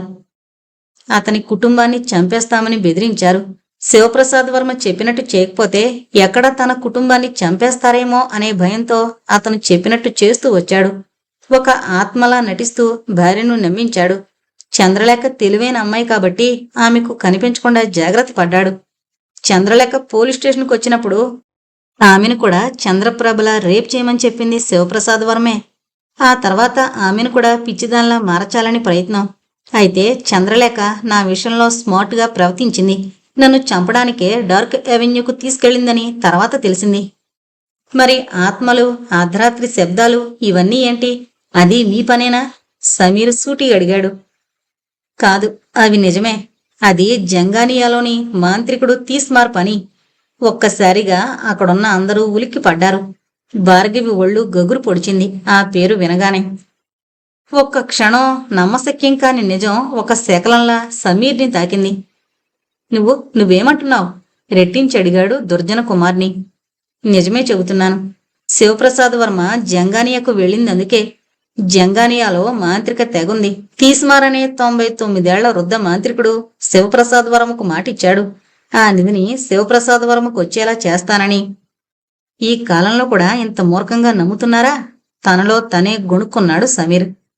సాబ్, మీరు ఏమనుకోనంటే ఒక్క మాట. దేవుడున్న చోట సైతాన్ కూడా ఉంటుంది, వహీద్ అన్నాడు. భార్గవి అలాగే ఉండిపోయింది.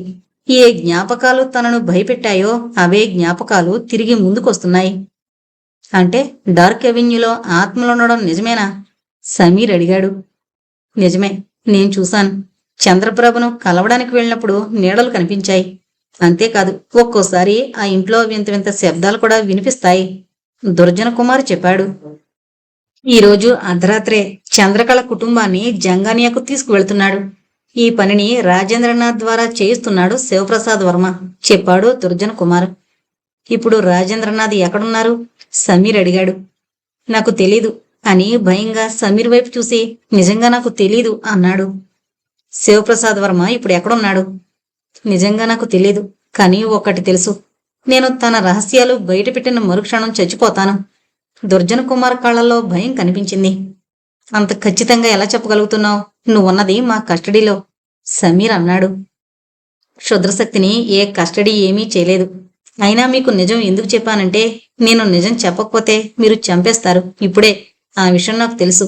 నిజం చెబితే ఆ శివప్రసాద్ వర్మ చంపేస్తాడు.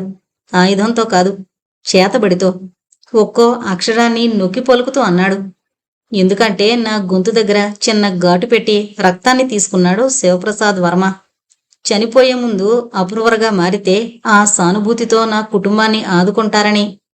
నేను గొంతు విప్పి నిజం చెప్పిన కొద్దిసేపట్లోనే చచ్చిపోతాను.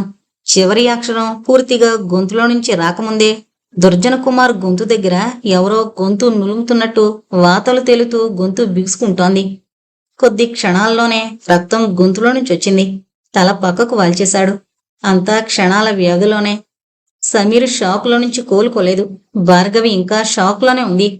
డీసీపీ అవినాష్ అలానే చూస్తూ ఉండిపోయాడు. అతనికి ఇలాంటి అనుభవం మొదటిసారి. చెడుతో సహవాసం చేసి చివరికి ఘోరమైన మరణానికి గురయ్యాడు దుర్జన కుమార్. భార్గవిని గమనించి ధైర్యం చెబుతూ, బహుశా దుర్జన కుమార్ని మనం కస్టడీలోకి తీసుకుంటామని తెలిసి ముందే దుర్జన కుమార్కు పాయిజన్ ఇచ్చుంటాడు శివప్రసాద్ వర్మ. భార్గవి కన్విన్స్ కాలేకపోతోంది. ఎందుకంటే జంగానియా గురించి, తీస్మార్ గురించి, క్షుద్రశక్తుల ప్రభావం గురించి అనుభవపూర్వకంగా తెలుసుకున్న వ్యక్తి భార్గవి. డార్క్ ఎవెన్యూ చీకటి తెరల్లో మరింత భయంకరంగా కనిపిస్తోంది. చంద్రకళ కళ్ళు భయంగా ఆ గది గోడలను పరిశీలిస్తున్నాయి. అప్పుడప్పుడు ఆమె చేతులు గుండెల మీదకి వెళుతున్నాయి. చిన్న వైబ్రేషన్.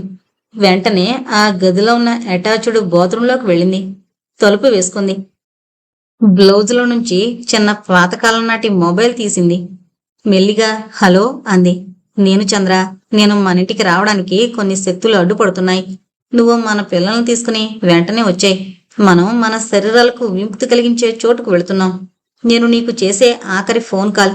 నువ్వు స్టేషన్ దగ్గరికి వచ్చాయి. అక్కడ మీకోసం ఒక కారు సిద్ధంగా ఉంటుంది. అందులో వచ్చేయండి. ఈ ఫోన్ను బాత్రూంలో ఉన్న కమోడ్లో వేసి ఫ్లష్ నొక్కాయి. మీరు త్వరగా రావాలి. ఆలస్యమైతే నా ఆత్మ ఇక్కడే ఉండిపోతుంది. మనం ఇక కలుసుకోలేం. అటువైపు నుంచి భర్త గొంతు. 2 రోజుల క్రితం ఆ ఫోన్ ఇచ్చాడు. సైలెంట్ మోడ్లో ఉన్న ఫోన్ ఎప్పుడు వైబ్రేట్ అయినా బాత్రూంలోకి వచ్చి మాట్లాడాలని చెప్పాడు. ఆ రోజు భర్త చెప్పిన మాటలు బాగా గుర్తున్నాయి. ఆమెలో ఆలోచన ఎప్పుడో అంతరించిపోయింది.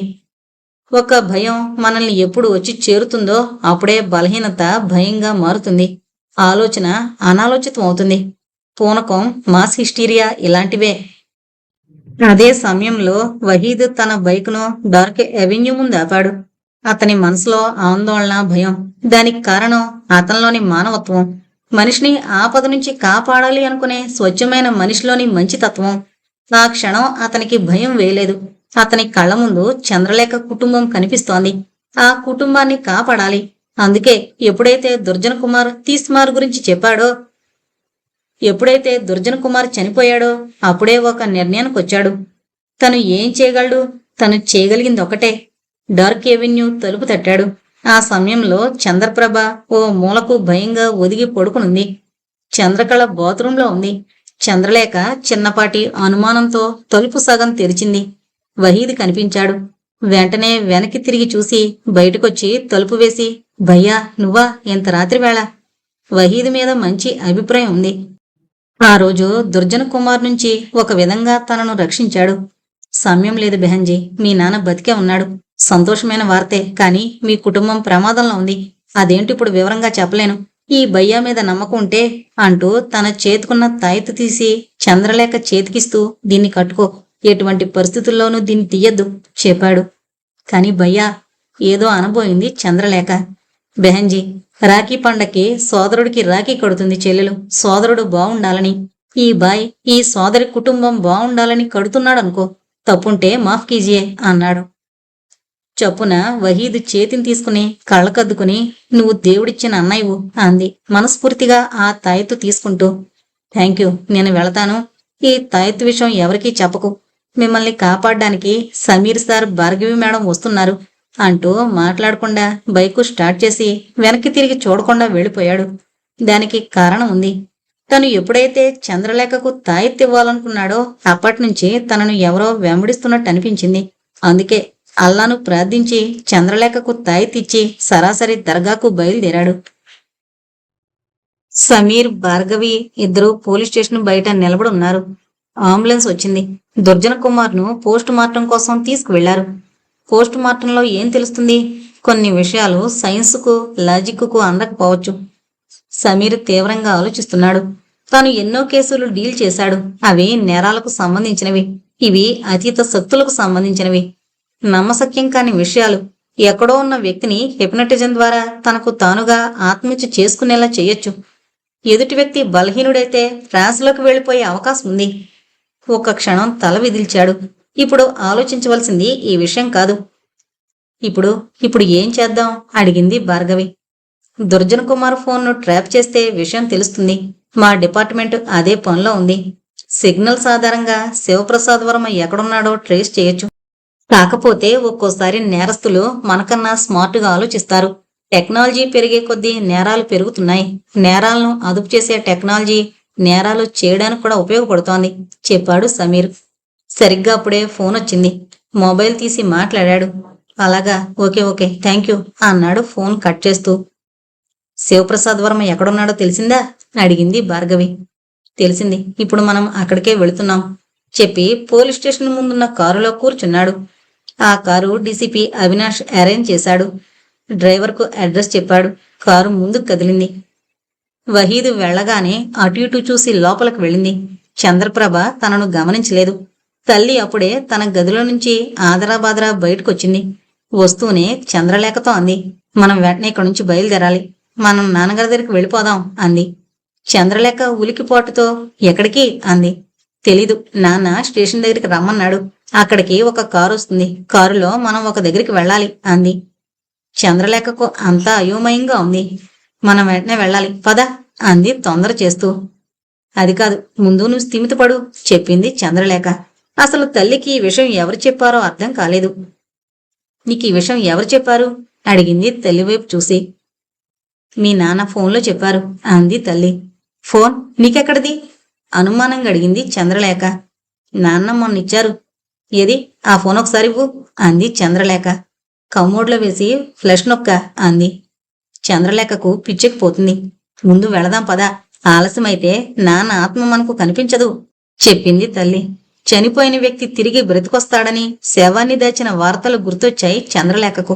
నమ్మకం, మూఢ నమ్మకం, వీటి మధ్య తేడాను విశ్లేషించే ప్రయత్నం చేస్తోంది.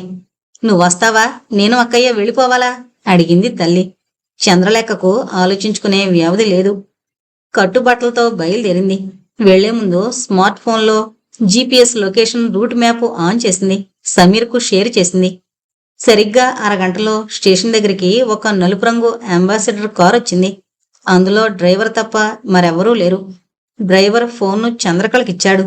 ఫోన్లో భర్త గొంతు వినిపిస్తోంది. అతను ఏం చెబుతోంది అర్థం కావడం లేదు చంద్రలేఖకు. తల్లి అలాగే అలాగే అన్నది వినిపిస్తోంది. చంద్రప్రభ పిచ్చి చూపులు చూస్తోంది, దిక్కులు చూస్తోంది. డ్రైవర్ చంద్రకళ చేతిలో ఉన్న ఫోన్ లాక్కున్నాడు. ముగ్గురు కారులో కూర్చోగానే కారు కదిలింది. అన్నిటికీ సిద్ధపడే వచ్చింది చంద్రలేఖ. ఆమెకు సమీర్ మీద నమ్మకం ఉంది. కారు వెళుతోంది. భార్గవి సమీర్ వంక చూసి అడిగింది, శివప్రసాద్ వర్మ ఎక్కడున్నాడో ఖచ్చితంగా తెలిసినట్టే కదా? శివప్రసాద్ వర్మ ఎక్కడున్నాడో చెప్పాడు సమీర్. అక్కడ పెద్ద కోటీశ్వరుడు, అలాంటి హోటల్లో. స్టార్ హోటల్లో ఉండే తాహతు లేక కాదు. స్టార్ హోటల్ అయితే తన ఐడెంటిటీ బయటపడుతుందన్న భయం. అందరి దృష్టి పడుతుంది. ఇలాంటి చిన్న హోటల్స్ అయితే ఎవరూ పట్టించుకోరు. తమ పని తాము చేసుకోవచ్చు చెప్పాడు సమీర్. క్రిమినల్ మైండ్ కదూ అంది భార్గవి. అతను క్రిమినల్ కాబట్టే కదా మనం అతడిని వెతుక్కుంటూ వెళుతున్నాం నవ్వన్నాడు సమీర్. నిజమే, కానీ మరింత క్రిమినల్ మైండా? డబ్బు కోసం స్వంత చెల్లెలి కుటుంబాన్ని, కన్నవాళ్లనే నిర్దాక్షిణ్యంగా చంపుతున్నారు. డబ్బు కన్నా అతి శక్తివంతమైంది మరొకటి లేదని కొందరి నమ్మకం. అందుకే ఎంత డబ్బున్నా ఇంకా డబ్బు కోసం వెంపర్లాడుతూనే ఉంటారు. విషాదకరమైన విషయం ఏంటంటే 10 తరాలకు సరిపడే డబ్బున్నా ఇంకా డబ్బు కోసం పరిగెడుతూనే ఉంటారు. కదిలే కాలాన్ని, కరిగిపోయే విలువైన జీవితాన్ని పట్టించుకోకుండా చెప్పాడు సమీర్. అలాగే సమీర్ వంకే చూస్తోంది భార్గవి. ఎంత చక్కగా విశ్లేషించాడు. ఎప్పుడూ సీరియస్గా ఉండే సమీర్ ఇంత లోతుగా ఆలోచిస్తాడని అనుకోలేదు. అన్నింటికన్నా ఆమెకు సమీర్లో నచ్చింది. పక్కన అందమైన అమ్మాయి అందుబాటులో ఉన్న చాలా డీసెంట్గా ఉండడం, అతనితో ఒంటరిగా ఎక్కడికైనా వెళ్ళొచ్చు అనేంత భరోసా ఇస్తాడు. ముఖ్యంగా అతను పక్కనుంటే ప్రశాంతంగా సెక్యూర్డ్గా ఉంటుంది. నాకు తెలిసి మనం వెళ్ళేసరికి అతను ఉండకపోవచ్చు అన్నాడు సమీర్. అదేంటి? అదంతే. ఎందుకంటే మనకన్నా అతను ఇంకా అడ్వాన్స్లో ఉన్నాడు. ఎప్పుడైతే దుర్జన్ కుమార్ చనిపోయాడో అప్పుడే అతను అలర్ట్ అయ్యాడు. భార్గవి కళ్ళు మూసుకుంది. ఒక్కసారిగా ఏదో మగతగా అనిపించింది. కళ్ళు బలవంతంగా తెరిచి చూసి భయంతో బీసుకుపోయింది. తమ కారుకు ఎదురుగా ఒక వృద్ధుడొస్తున్నాడు. పొడవాటి తెల్లటి గెడ్డం, తీక్షణమైన చూపులు. రోడ్డుకు అడ్డంగా. కారాపండి, గట్టిగా అరిచింది భార్గవి. ఆమె మాటలతో సడన్ గా కారు ఆపాడు. కీచుమని శబ్దం చేస్తూ కారు ఆగింది. కారు ఎక్కువ స్పీడ్లో వెళ్లడం లేదు, లేకపోతే పల్టీలు కొట్టేది. ఏమైంది? కంగారుగా అడిగాడు సమీర్, భార్గవి భుజాలు పట్టి కుదుపుతూ. భార్గవి ఒక విధమైన షాక్లో ఉంది. ఢిల్లీలో ఎలాంటి సంఘటన ఎదురైందో అలాంటి సంఘటనే. కారుకి ఎదురుగా. సమీర్ రోడ్డు మీదకు చూశాడు. ఏమీ లేదు. నువ్వేదో చూసి ఊహించుకుని భయపడ్డావు అన్నాడు సమీర్ డ్రైవర్ వైపు చూసి కారు పోనివ్వమని చెబుతూ.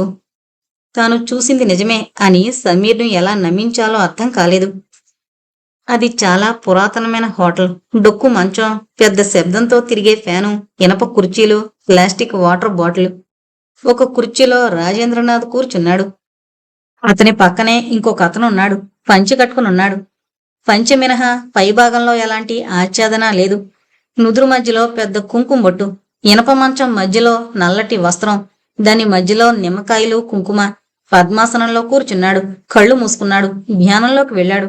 అతనే శివప్రసాద్ వర్మ, చంద్రకళ అన్నయ్య. అతను కళ్ళు మూసుకోగానే చీకటి తెరలు కనిపించాయి. ఆ చీకటి తెరల నుంచి వెలుతురులు, చితి తాలూకా వెలుతురు. జంగానియా తీస్మార్ చితి ముందు కూర్చుని క్షుద్రోపాసన చేస్తున్న తీస్మార్. శివప్రసాద్ వర్మ, నువ్వు వెంటనే బయలుదేరొచ్చే. క్షుద్రోపాసనలో ఆఖరి ఘట్టం మొదలైంది.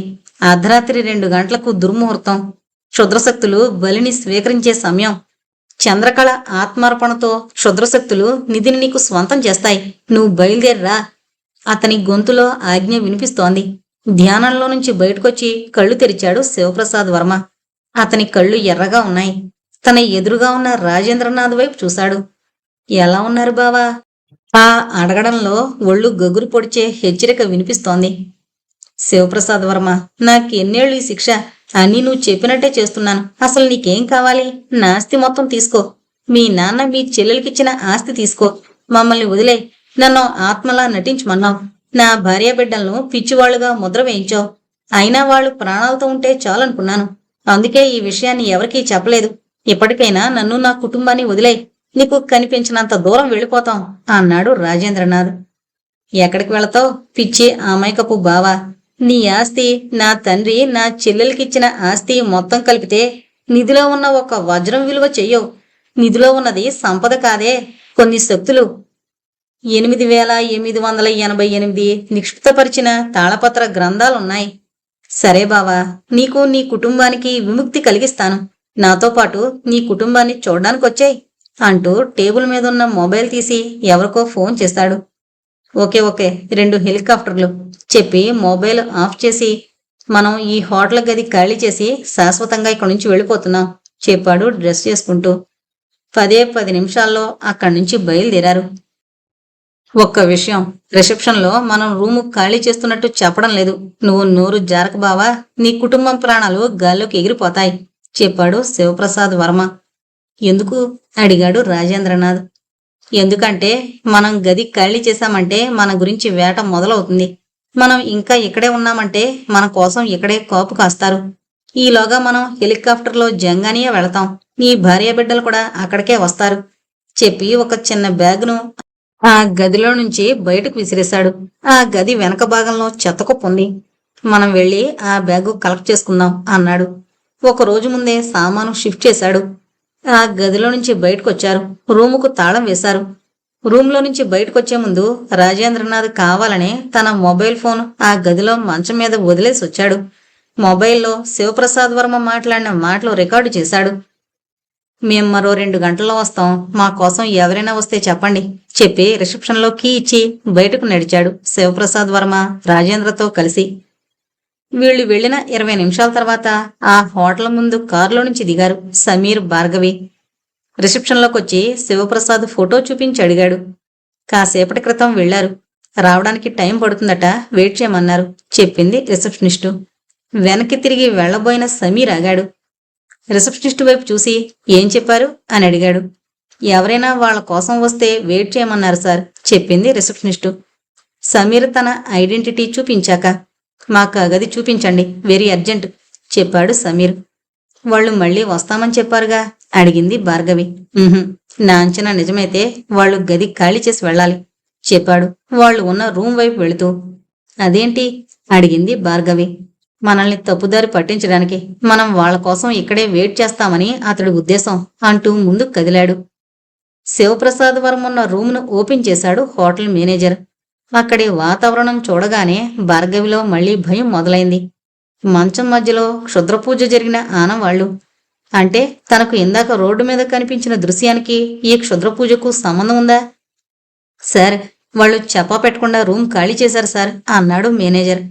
వాళ్ళు రూమ్ ఖాళీ చేశారని కన్ఫర్మ్ చేసుకుని. మీ దగ్గర అడ్వాన్స్ ఉందిగా అడిగాడు సమీర్. ఉంటుంది సార్, 2 రోజుల రెంట్ అడ్వాన్స్ ఉంటుంది. పైగా ఇక్కడ పని వాళ్లకు టిప్స్ కూడా బాగా ఇచ్చేవాడు చెప్పాడు మేనేజర్. సమీర్కు సిచ్యుయేషన్ అర్థమైంది. ఇప్పుడేం చెయ్యాలి?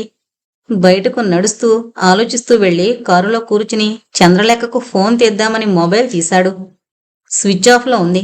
ఛార్జింగ్ అయిపోయిన విషయం ఈ హడావిడిలో గుర్తించలేదు.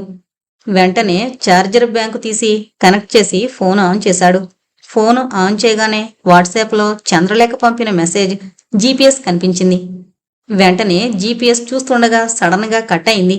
జీపీఎస్ చూపించడం లేదు. ఫోను పోయి ఉండాలి, లేదా వాళ్ళు లాక్కునుండాలి, లేదా ఆఫ్ చేయబడింది. షిట్, ఇప్పుడెలా అనుకుంటూ ఉండగానే చటుకున ఒక విషయం గుర్తొచ్చింది. వెంటనే కారులో నుంచి దూకినంత పనిచేసి హోటల్లోకి పరుగు పెట్టాడు. భార్గవి విషయం అర్థం కాక తాను కూడా సమీర్ వెంట పరిగెత్తింది. అప్పుడే మేనేజర్ రూమును క్లీన్ చేయించబోతున్నాడు. స్టాప్ ఇట్ అని అరచి మంచం దగ్గరికి వెళ్ళాడు. బ్లాక్ కలర్ దుప్పటి మీద కుంకుమ, నిమ్మకాయలు ఉన్నాయి. దాంతోపాటు అదే బ్లాక్ కలర్ క్లాత్లో కలిసిపోయింది మొబైల్ ఫోన్. రాజేంద్రనాథ్ కావాలని అక్కడ జారి విడిచిన ఫోన్. వెంటనే దాన్ని తీసుకున్నాడు. భార్గవికి అంతా అయోమయంగా ఉంది. సమీర్ కారిక్కకి అడిగింది ఏమైంది అంటూ. రాజేంద్రనాథ్ చాలా స్మార్ట్గా బిహేవ్ చేశాడు. శివప్రసాద్ వర్మ ఎక్కడికి వెళుతున్నాడో చెప్పాడు. మనల్ని తప్పుదోవ పట్టించాలని శివప్రసాద్ వర్మ ప్రయత్నిస్తే మనకు కరెక్ట్ దారి చూపించాడు రాజేంద్రనాథ్. చంద్రలేఖ ఫ్యామిలీని జంగానియా తరలిస్తున్నారు. శివప్రసాద్ వర్మ కూడా అక్కడికే వెళుతున్నాడు. అసలు కథ అక్కడే మొదలవుతుంది. ఈ కథకు ముగింపు కూడా అక్కడే. మనకు టైం లేదు అంటూనే ఉన్నతాధికారులతో మాట్లాడాడు. అత్యవసరంగా హెలికాప్టర్ కావాలని చెప్పాడు. ఇక్కడి నుంచి జంగానియాకు ఎంత త్వరగా చేరుకుంటే అంత మంచిది. ఎందుకంటే క్షుద్ర పూజలు అర్ధరాత్రి జరుగుతాయి. అందులోనూ ఆదివారం అమావాస్య, మూఢనమ్మకాలకు కలిసొచ్చిన రోజు. భార్గవి మనసులో ఏదో భయం, కానీ సమీర్ ఉన్నాడని నిశ్చింత. మనసైన వ్యక్తి, మనసుకు నచ్చిన వ్యక్తి మన పక్కనే ఉంటే ఇంత నిశ్చింతగా ఉంటుందా అనిపించింది. చంద్రలేఖ ఆలోచిస్తోంది. ఆమెకు అర్థమవుతోంది తమ కుటుంబం ట్రాప్లో పడింది. ఇప్పుడు చేయవలసింది జరగబోయేదాన్ని ఎదుర్కోవడమే. ఫోన్ను దారిలోనే తీసేసుకున్నారు. సమీర్కు తమ ఆచూకీ చెప్పే అవకాశం లేదు. అయినా ఆమె మనసులో ఏదో మూల సమీర్, భార్గవి తమని కాపాడతారనే నమ్ముతోంది. వహీదిచ్చిన తాయెత్తును తల్లి మెడలో కట్టింది. తల్లి ప్రమాదంలో ఉందని అర్థమవుతోంది. తనకు ఎలాంటి ఆపదొచ్చినా తాను ఎదుర్కొంటుంది. అమ్మ బావుండాలి, నాన్నను కలుసుకోవాలి. ఒక్కో చిక్కుముడి అర్థమవుతోంది. డబ్బు కోసమే తన మావయ్య ఆడిన నాటకం. కానీ ఇంత నీచానికి పాల్పడతాడని అనుకోలేదు. డబ్బు మనిషిని ఎంతకైనా దిగజారుస్తుందని ఆమె చదివిన క్రిమినాలజీ చెబుతోంది. కారులో నుంచి హెలికాప్టర్లోకి ఎక్కించారు. ఒక విలయానికి కాలం సాక్షి కాబోతుంది. జంగానియా. ప్రకృతి కన్నెర చేస్తే నల్లబడ్డ క్షేత్రం ప్రేతాత్మలు మేఘాలను ఆవహించినట్టు, ఈదురుగాలి గబిలాలతో కలిసి గాలిలోకి ఎగిరినట్టు, చితిమంటలు మృత్యువును ఆవహిస్తున్నట్టు, ఎటు చూసినా సమాధులు, అమావాస్య, అర్ధరాత్రి, పిశాచాలు బలం పెంచుకునే నిశిరాత్రి. తరతరాలుగా క్షుద్రోపాసనలతో ప్రేతాత్మలను ఆవాహన చేసుకున్న జంగానియా ప్రాంతం భీతి కొలిపేలా ఉంది. సమాధుల మధ్య పెద్ద చితిమంట. ఆ చితిమంట ముందు 99 తీస్మార్. చూపుల్లో క్రూరత్వం, గొంతులో తగ్గని గాంభీర్యం. నలుపు రంగు వస్త్రాన్ని ధరించి కాటుకొని పెట్టుకుని కాళరాత్రి కన్నా భయానకంగా కనిపిస్తున్నాడు. ఒక హెలికాప్టర్లో రాజేంద్రనాథ్, శివప్రసాద్ వర్మ దిగారు. మరో హెలికాప్టర్లో చంద్రకళ కుటుంబం దిగింది. చంద్రకళను మినహాయించి చంద్రప్రభను, చంద్రలేఖను చెట్టు కట్టేశారు. చంద్రకళ ట్రాన్స్లో ఉన్నట్టుంది. తీస్మార్ ముందు నిలబడింది చంద్రకళ. తీస్మార్ గొంతు నుంచి క్షుద్రమంత్రాలు ఆ శ్మశాన ప్రాంతంలో ప్రతిధ్వనిస్తున్నాయి. తీస్మార్ లేచాడు. అతని చేతిలో మంత్రదండం లాంటిదుంది. దాని పిడిభాగం పుర్రె గుర్తుంది. దానిని చంద్రకళ తల మీద పెట్టి, నీ భర్త దగ్గరికి నిన్ను పంపిస్తాను. నువ్వు అభ్యంగన స్నానం చేసి ఈ చితి ముందు నిలబడి నేను ప్రాణత్యాగం చేస్తున్నాను అని 13 సార్లు ఉచ్చరించాలి. అప్పుడు నీ భర్త నీ దగ్గరికి వస్తాడు, సరేనా? ఆమె కళ్ళలోకి సూటిగా చూస్తూ అన్నాడు. సరే అన్నట్టు తలూపింది. దూరంగా ఇది చూస్తున్న రాజేంద్రనాథ్ తల్లడిల్లిపోయాడు. వద్దు, నేను బ్రతికే ఉన్నాను అని చెప్పాలనుకున్నాడు. కాని అప్పటికే ఆలస్యమైంది. అతని నోటికి ప్లాస్టర్ వేశారు. భార్య తనకు తానుగా చితి మంటల్లో పడి చనిపోతే నిధికి కాపలా ఉన్న శక్తులు ప్రసన్నమయ్యి ఆ నిధి కాపలా నుంచి విముక్తం అవుతాయి. అప్పుడు ఆ నిధిని సులువుగా స్వాధీనం చేసుకోవచ్చునని శివప్రసాద్ వర్మ కుటిల ఆలోచన. ఈ ఆపద నుంచి గట్టెక్కించే దేవుడే లేడా? అతని మనసు దేవుణ్ణి వేడుకుంటోంది. సరిగ్గా అప్పుడే జంగానియా ప్రాంతానికి కోతవేటు దూరంలో ప్రత్యేక హెలికాప్టర్లో దిగారు సమీర్, భార్గవి. కేవలం మొండిధైర్యమే వాళ్ళ దగ్గరున్న బలం, బలగం, ఆయుధం. ఇప్పుడు మనం ఆ తీస్మార్ను ఎలా ఎదుర్కొంటాం? పోలీసు బలగాన్ని పిలిపిస్తే బాగుండేది అంది భార్గవి. అప్పుడు ఈ విషయం అందరికీ తెలుస్తుంది. మూఢనమ్మకాల్ని మరింతగా ప్రజల్లోకి తీసుకువెళ్ళినట్టు అవుతుంది. అంతేకాకుండా జంగానియా తెగవాళ్లు ఎదురు తిరిగితే ఇది శాంతి భద్రతల మధ్య సమస్య అవుతుంది చెప్పాడు సమీర్. చెట్లను దాటుకుంటూ వెళుతోన్న వేళకు ఒక దృశ్యం కనిపించింది. ఒక సాధువు తపస్సు చేసుకుంటున్నాడు. ఒక పొడవాటి పాము సాధువుకు దగ్గరగా వచ్చి కాటు వేయడానికి పడగెత్తింది. క్షణం ఆలస్యమైన ఆ పాము సాధువును కాటు వేస్తుంది. సమీర్ ఏమాత్రం ఆలస్యం చేయలేదు. వెంటనే తెగించాడు. ఆ పాము మెడభాగాన్ని గట్టిగా పట్టుకున్నాడు. పాము తప్పించుకోవడానికి పడగను సమీర్ మీద విసరడానికి ప్రయత్నం చేసింది. సమీర్ ఆ అవకాశం పాముకివ్వలేదు. తనకి తెలుసు, తాను ఏమాత్రం ఆలస్యం చేసినా పాము తనను కాటేస్తుంది. అతని పిడికిలి మరింత బిగుసుకుంది. బలంగా గిరగరా తిప్పి గాల్లోకి విసిరాడు. ఆ పాము గాల్లోనే అదృశ్యమైంది. సమీర్ సాధువును తప్పించాలన్న తృప్తితో ముందుకు వెళ్లబోతుంటే ఆ సాధువు కళ్ళు తెరిచి, నాయనా, ఒక్క నిమిషం అంటూ పిలిచాడు. సమీర్ షాక్ అయ్యాడు. వెనక్కి తిరిగాడు. ఒక మనిషి అపాయంలో ఉన్నాడని తెలిసి అడగకపోయినా పాముతో పోరాడావు. నిన్ను ఆ హనుమంతుడు, ఆ వాయుపుత్రుడు కాపాడతాడు అంటూ తన చేతిలో ఉన్న హనుమంతుడి తాయెత్తును సమీర్ చేతికిచ్చాడు. తాయెత్తు వద్దని వారించబోయాడు సమీర్. కాని భార్గవి తీసుకోమన్నట్టు చూసింది. సమీర్ ఆ తాయెత్తును తీసుకుని షర్టు జేబులో పెట్టుకున్నాడు. భార్గవి ఆ సాధువుకు నమస్కరించింది. సాధువు ఆశీర్వదిస్తున్నట్టు చేతినెత్తి విజయోస్తు అని దీవించి వెనక్కి తిరిగి వెళ్ళాడు. ఆ సాధువు నిధిని కాపాడే ఒక మహాశక్తి అని వాళ్లకు తెలిసే అవకాశం లేదు. సమీర్, భార్గవి కొద్ది నిమిషాల్లోనే బలిచ్చే ప్రాంతానికి చేరుకున్నారు. అక్కడికి రాగానే ఒళ్ళు గగురు పొడిచే దృశ్యం కనిపించింది భార్గవికి. చితిమంటకు అభిముఖంగా చంద్రకళ తడిబట్టలతో నిలబడింది. ఆమెకెదురుగా తీస్మార్. మొదటిసారి ప్రత్యక్షంగా చూసింది. తనను కలల్లో, ఊహల్లో, భ్రమల్లో భయపెట్టిన క్షుద్ర మాంత్రికుడు. తీస్మార్ మంత్రోచ్చారణ ప్రారంభించాడు. ఇక్కడ ఆ మంత్రాలకు ఆ ప్రాంతం కంపిస్తూ ప్రతిధ్వనిస్తోంది. చంద్రలేఖ ఒకవైపు, రాజేంద్రనాథ్ మరోవైపు నిస్సహాయంగా చూస్తున్నారు. తీస్మార్ చంద్రకళ వైపు తీక్షణంగా చూస్తూ, ఈ చితిమంటల వైపు చూస్తూ చెప్పు, నీకు నువ్వే ఆత్మార్పణం చేసుకుంటున్నానని హెచ్చరించాడు. ఆమె ట్రాన్స్లో ఉన్నట్టు గొంతు విప్పింది. అప్పుడు తగిలింది గొంతుకు కూతురు చంద్రలేఖ కట్టిన తాయెత్తు. ఉలిక్కిపడి నిద్రలేచాడు వహీద్. అర్ధరాత్రి కావడానికి కొద్ది క్షణాల వ్యవధి మాత్రమే ఉంది. తనకు ఎందుకు సడన్ గా మెలకు వచ్చింది? అతనికి చంద్రలేఖ కుటుంబం గుర్తుకొచ్చింది. ఎదురుగా ఉన్న అల్లా ఫోటో వైపు చూశాడు. కిటికీల్లో నుంచి చూస్తుంటే మసీదు కనిపిస్తోంది. ఏ అల్లా, ఆ కుటుంబాన్ని నువ్వే కాపాడు, సైతాన్ బారి నుంచి నువ్వే కాపాడాలి. మోకాళ్ళ మీద కూర్చుని అల్లాని ప్రార్థించాడు.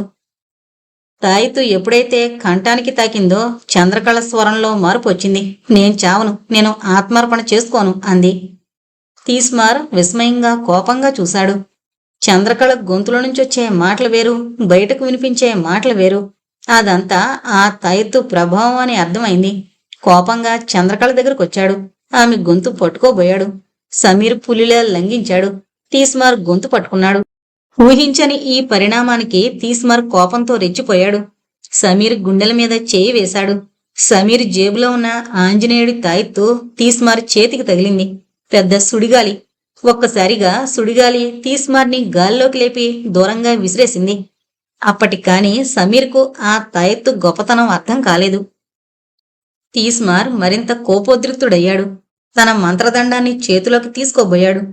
సరిగ్గా అప్పుడే ఓ పాము గాల్లో నుంచి ఎగురొచ్చి ఆ మంత్రదండాన్ని నోట కరుచుకుని చేతిలోకి విసిరేసింది. ఆ పామును గుర్తుపట్టాడు సమీర్.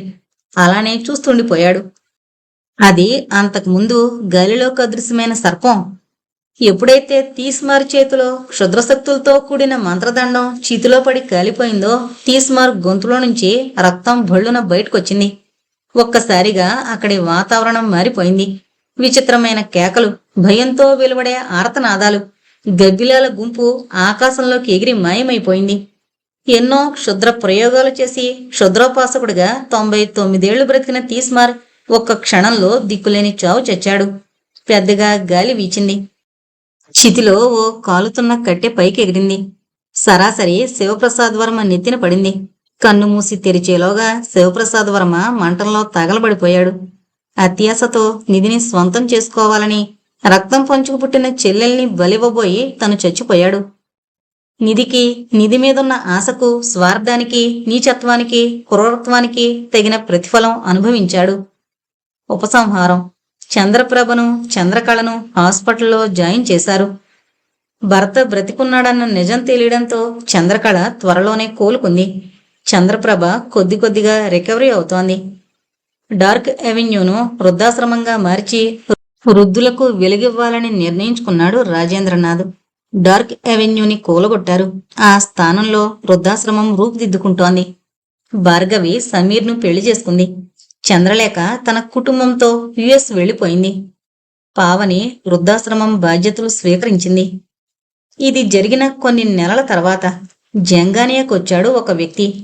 తీస్మార్ మునిమనవడు కోస్మార్ను కలవడానికి, నిధిని స్వంతం చేసుకోవడానికి. కోస్మార్ను కలవడానికొచ్చిన వ్యక్తి పేరు విశ్వప్రసాద్ వర్మ, సన్ ఆఫ్ శివప్రసాద్ వర్మ. ఇంతటితో డార్క్ అవెన్యూ అనే నవల కంప్లీట్ అయిందండి. దయచేసి మన ఛానల్ను సబ్స్క్రైబ్ చేసుకోగలరు. Thank you.